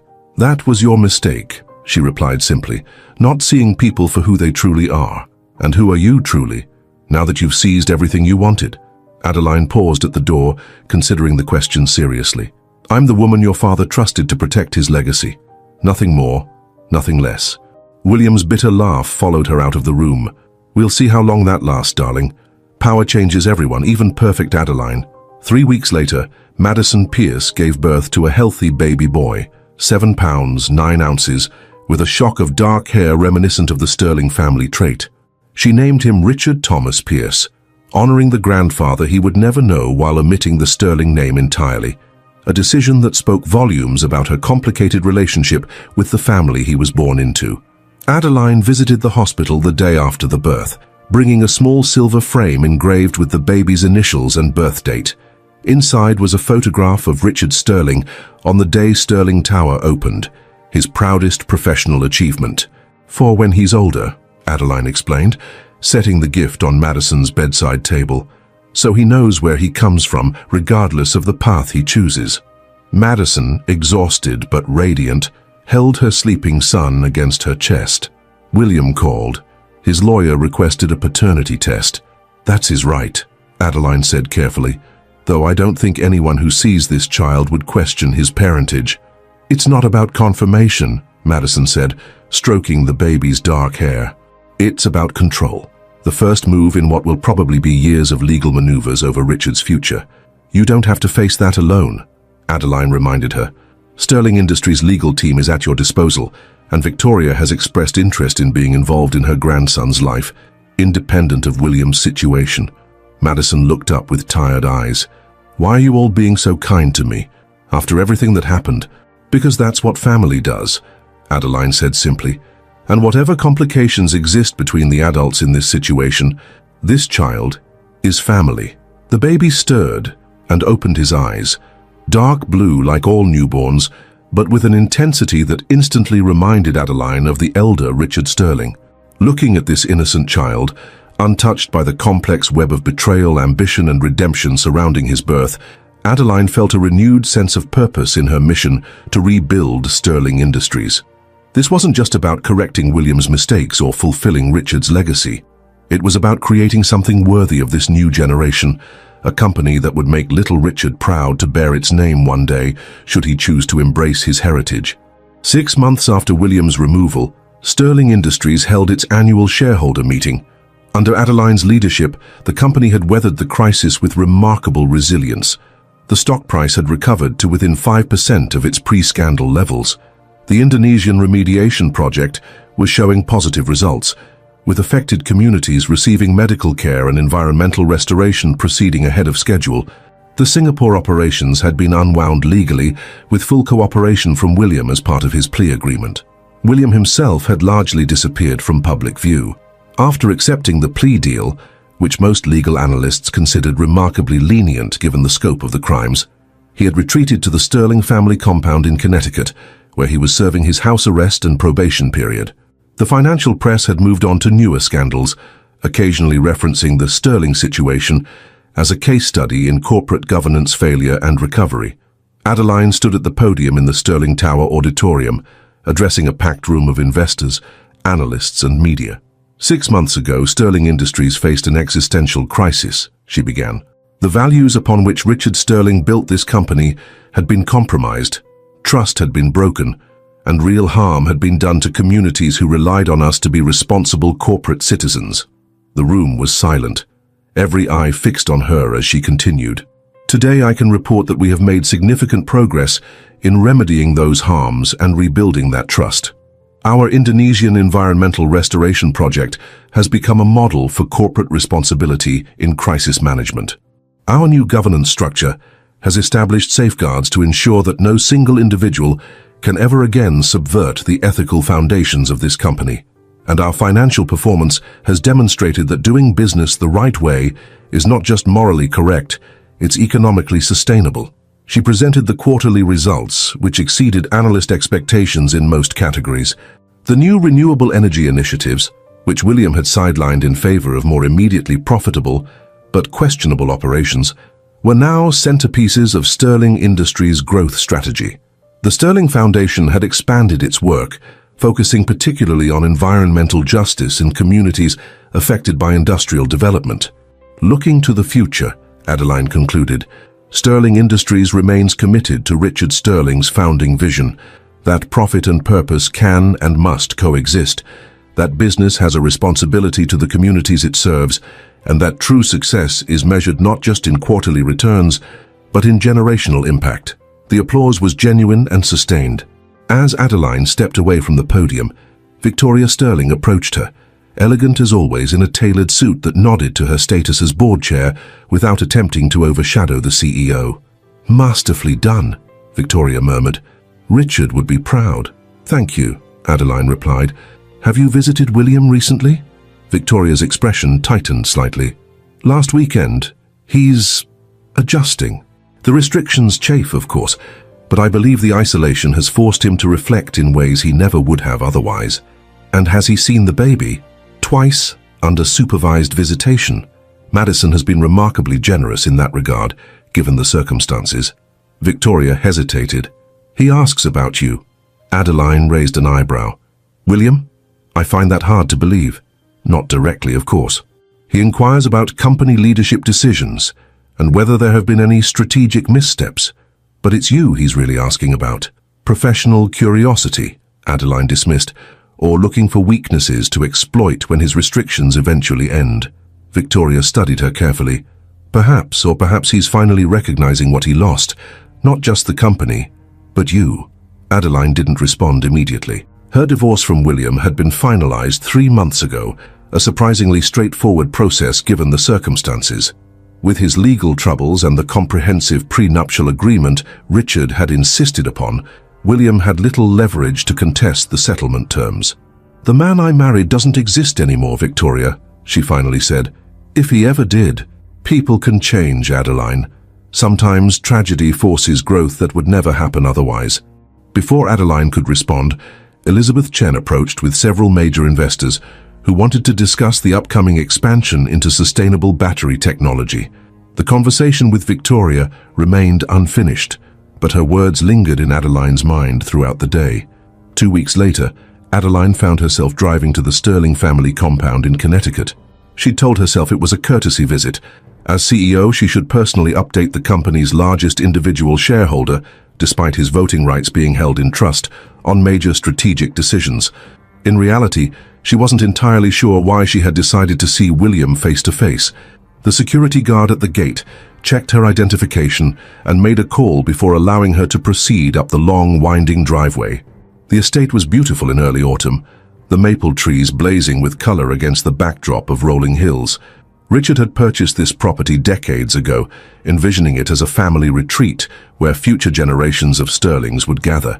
William was waiting on the front steps as she parked, his casual attire, jeans and a sweater, a stark contrast to his former, impeccably tailored appearance.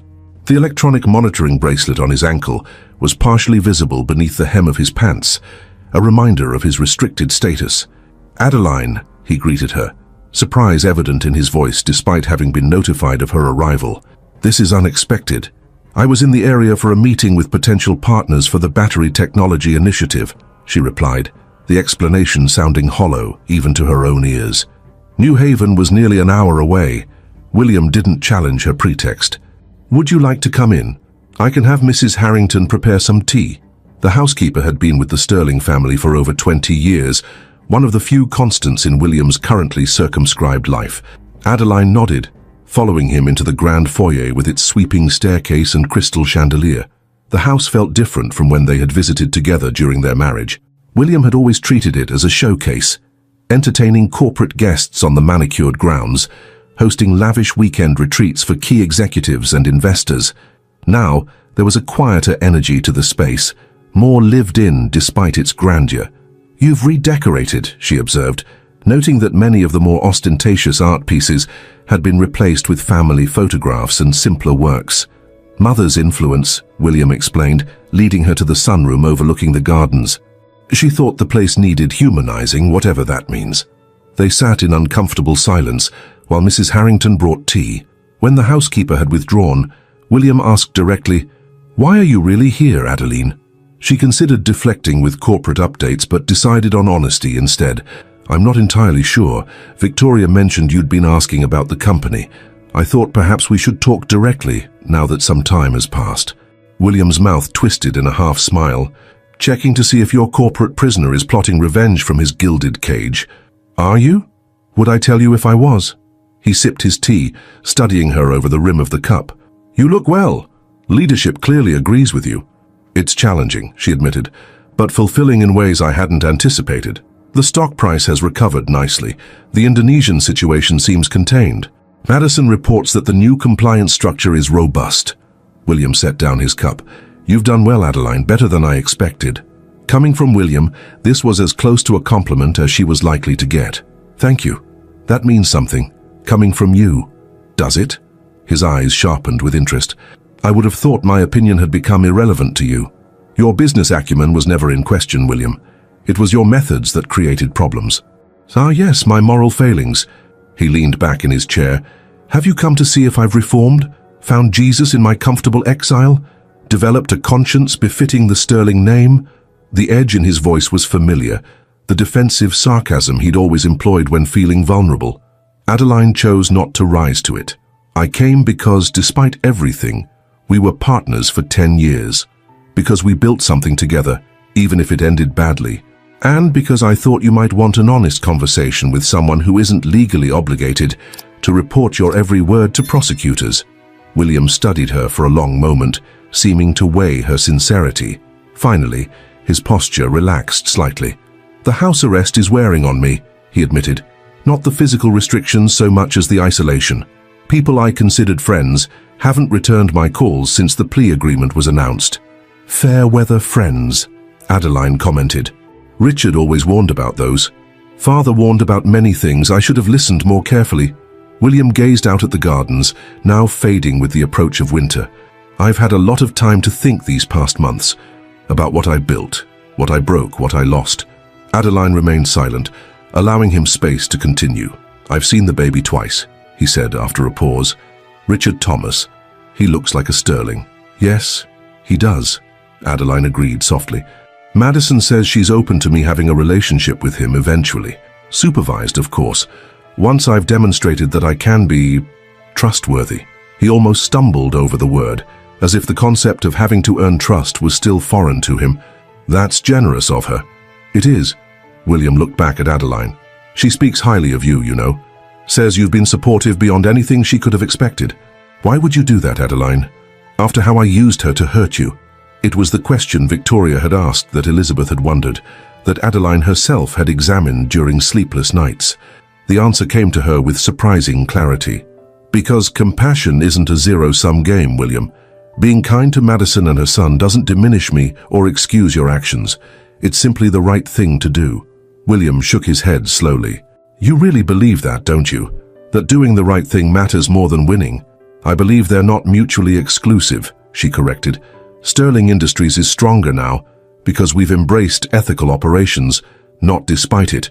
The market has responded positively to our transparency in addressing the Indonesian situation. Our new governance structure has attracted investors who value long-term sustainability over short-term gains. A convenient alignment of virtue and profit, William observed dryly. Richard would be delighted to see his philosophy validated so neatly. It's not always neat, Adeline admitted. There are hard decisions, compromises, competing priorities, but the foundation matters, William. The values we build upon determine what can stand the test of time. Something shifted in William's expression, not quite acceptance, but perhaps a willingness to consider perspectives he would have dismissed outright months earlier. I've been reviewing some of Father's early business journals, he said, gesturing to a leather-bound book on a nearby table, from when he was first transitioning the company toward renewable energy. The opposition he faced, the risks he took. I never fully appreciated the courage that required. He was a visionary, Adeline agreed. He saw where the industry needed to go before most of his contemporaries. And I was so focused on proving I could outperform him that I compromised everything he valued. William's admission hung in the air between them, perhaps the most honest self-assessment he'd ever voiced in her presence. As the afternoon light began to fade, their conversation shifted to less fraught topics. the battery technology initiative Adeline was spearheading, Victoria's unexpected skill as board chair, James's growing confidence as COO. It wasn't forgiveness, exactly, but it was a kind of armistice, an acknowledgement that despite everything that had happened, they shared a history and a connection to Sterling Industries that transcended their failed marriage. When Adeline finally rose to leave, William walked her to her car. The electronic monitor on his ankle beeped softly as they approached the invisible boundary of his permitted area. "Will you come again?" he asked, his voice carefully neutral. "To update me on company developments, of course." Adeline considered her answer carefully. "Yes, I think I will. Quarterly, perhaps, to coincide with the major business cycles." William nodded, accepting these terms. As she opened her car door, he added, "Adeline, for whatever it's worth, I'm sorry, not just for the company, but for us. For what I destroyed." The words seemed to cost him something to say, a crack in the armor of arrogance and entitlement he'd worn for so long. It wasn't a complete transformation, and Adeline harbored no illusions that the old William was entirely gone. But it was, perhaps, a beginning. "Thank you for saying that," she replied simply. "Goodbye, William." As she drove away, Adeline glanced in her rearview mirror. William Sterling, former CEO, disgraced executive, her ex-husband, stood watching her departure, a solitary figure framed by the grand house that now served as both his sanctuary and his prison. The road ahead curved through the autumn landscape, leading back to Sterling Tower and the rebuilding work that continued there. Whatever William's future held, redemption, reformation, or merely resignation to his diminished circumstances, Adeline's path was clear. She would honor Richard Sterling's legacy by leading with both strength and compassion, ensuring that Sterling Industries remained true to its founding principles while adapting to a changing world. And perhaps in time, the wounds of betrayal would heal enough that William could find a meaningful place within the Sterling family again, not as the leader he once was, but as someone who had learned the hard lessons of hubris and was trying, however imperfectly, to become better. It wasn't forgiveness, not yet, but it was a door left slightly ajar, a possibility that even the most broken relationships might someday find their way to reconciliation. 2 years later, the terrace of Adeline Sterling's Manhattan penthouse offered a breathtaking view of Central Park in spring bloom. Gathered for young Richard's second birthday celebration, the unlikely assembly represented the new reality of the Sterling family, reimagined and restructured just as Sterling Industries had been. Little Richard tottered across the terrace on unsteady legs, his dark hair and intense gaze unmistakably Sterling, despite the Pierce surname he carried. Madison watched her son proudly, her transformation from William's manipulated mistress to respected professional complete. As Director of Ethics and Compliance at Sterling Industries, she had helped design safeguards that industry publications now cited as the gold standard. Victoria Sterling, elegantly composed even at 74, supervised the birthday cake preparation, while James and his wife Catherine entertained their own children alongside Richard. The scene radiated domestic warmth, a stark contrast to the stilted formality that had characterized Sterling family gatherings during William's reign. Adeline observed it all from a quiet corner, feeling a complex mixture of satisfaction and melancholy. Sterling Industries had not merely survived the crisis of William's tenure, it had emerged stronger, more transparent, and more committed to Richard Sterling's original vision than ever before. Quite the family portrait," Elizabeth Chen commented, joining Adeline with 2 glasses of champagne. Not exactly what anyone would have predicted 2 years ago. "Life rarely follows predictable paths," Adeline replied, accepting the offered glass. Speaking of unpredictable, the board approved the acquisition unanimously. Azure Horizon is officially a Sterling Industries subsidiary as of this morning. A smile of grim satisfaction crossed Adeline's face. And the audit? Completed last week. Every client, every operation, every offshore account identified and documented. Elizabeth's expression hardened, including the evidence that William was indeed using them for problem-solving beyond financial manipulation. Adeline nodded, having anticipated this confirmation. Azure Horizon, the shadowy firm William had employed for his dirtiest work, had been hemorrhaging clients since Sterling Industries' scandal broke. When their stock price plummeted, Adeline had quietly begun acquiring shares through a series of shell companies, culminating in yesterday's controlling interest purchase. What happens to that evidence now? Elizabeth asked quietly. It goes to the federal prosecutors, Adeline replied, as per our legal obligation upon discovering potential criminal activity. Elizabeth studied her carefully. This was your plan all along, wasn't it? The quarterly visits to William, the apparent thawing of relations, the hints that his eventual return to some role at Sterling might be possible. It was all to keep him complacent while you hunted down every last connection to his criminal activities. William taught me an important lesson, Adeline said, her voice cool and controlled. Never announce your strategy until the game is won. Across the terrace, Madison approached with little Richard in her arms. Are we interrupting? Not at all, Adeline smiled, her demeanor softening immediately. I think this birthday boy is owed a present from his godmother. Richard reached for Adeline with complete trust, his chubby hands grabbing at her pearl necklace, the same one that had belonged to Richard Sterling's mother, which Adeline now wore as a talisman of the legacy she protected. You've become his favorite person, Madison observed. It's like he senses the connection. Children often see what adults miss, Victoria commented, joining them. Richard always said a Sterling knows their own.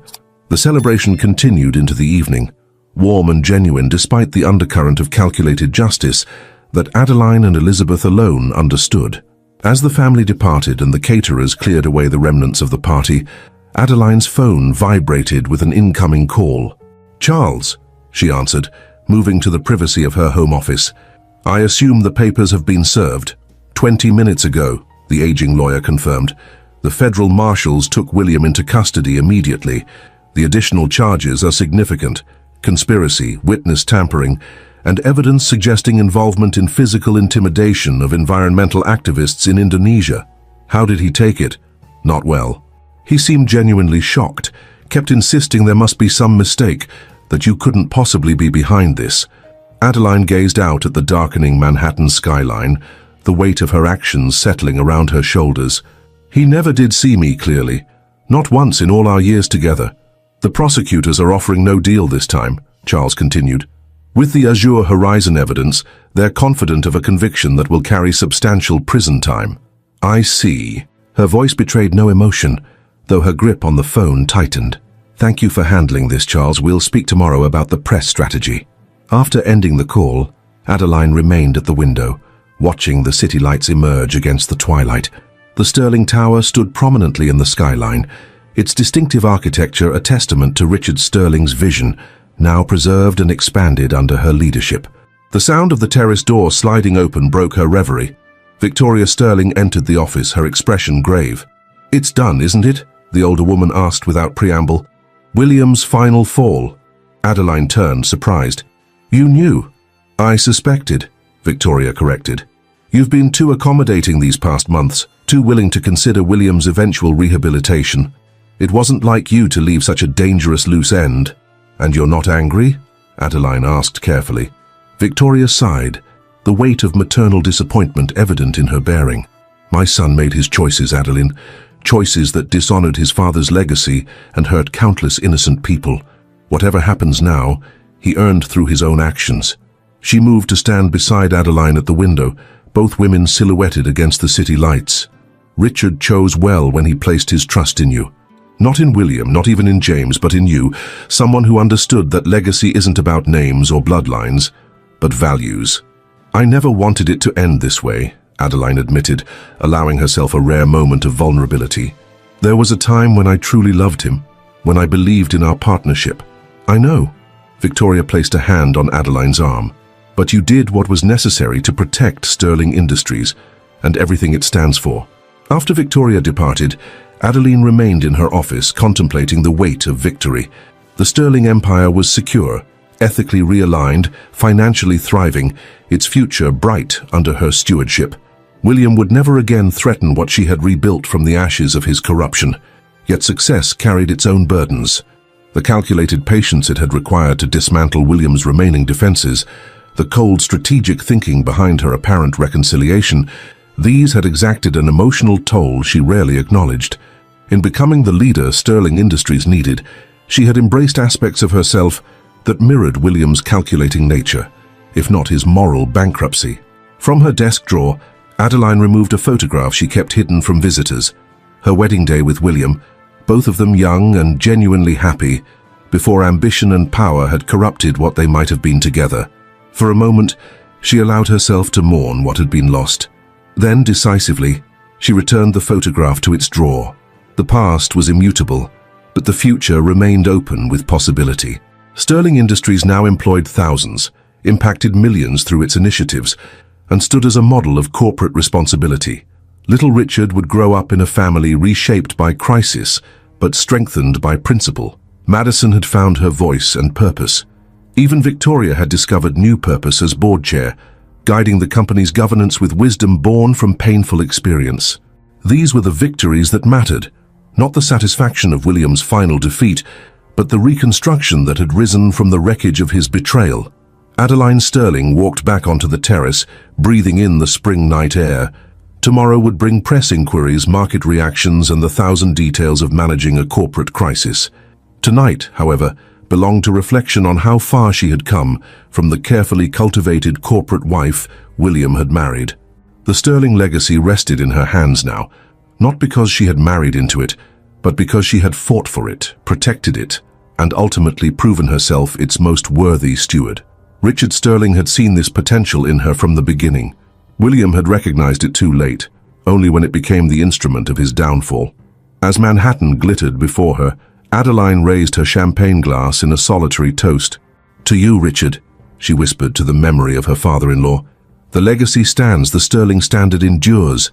Beyond the city lights, a new day approached, bringing with it fresh challenges and opportunities for the company now unmistakably shaped in Adeline Sterling's image, principled but pragmatic, compassionate but unflinching, and above all, resilient enough to weather whatever storms the future might hold.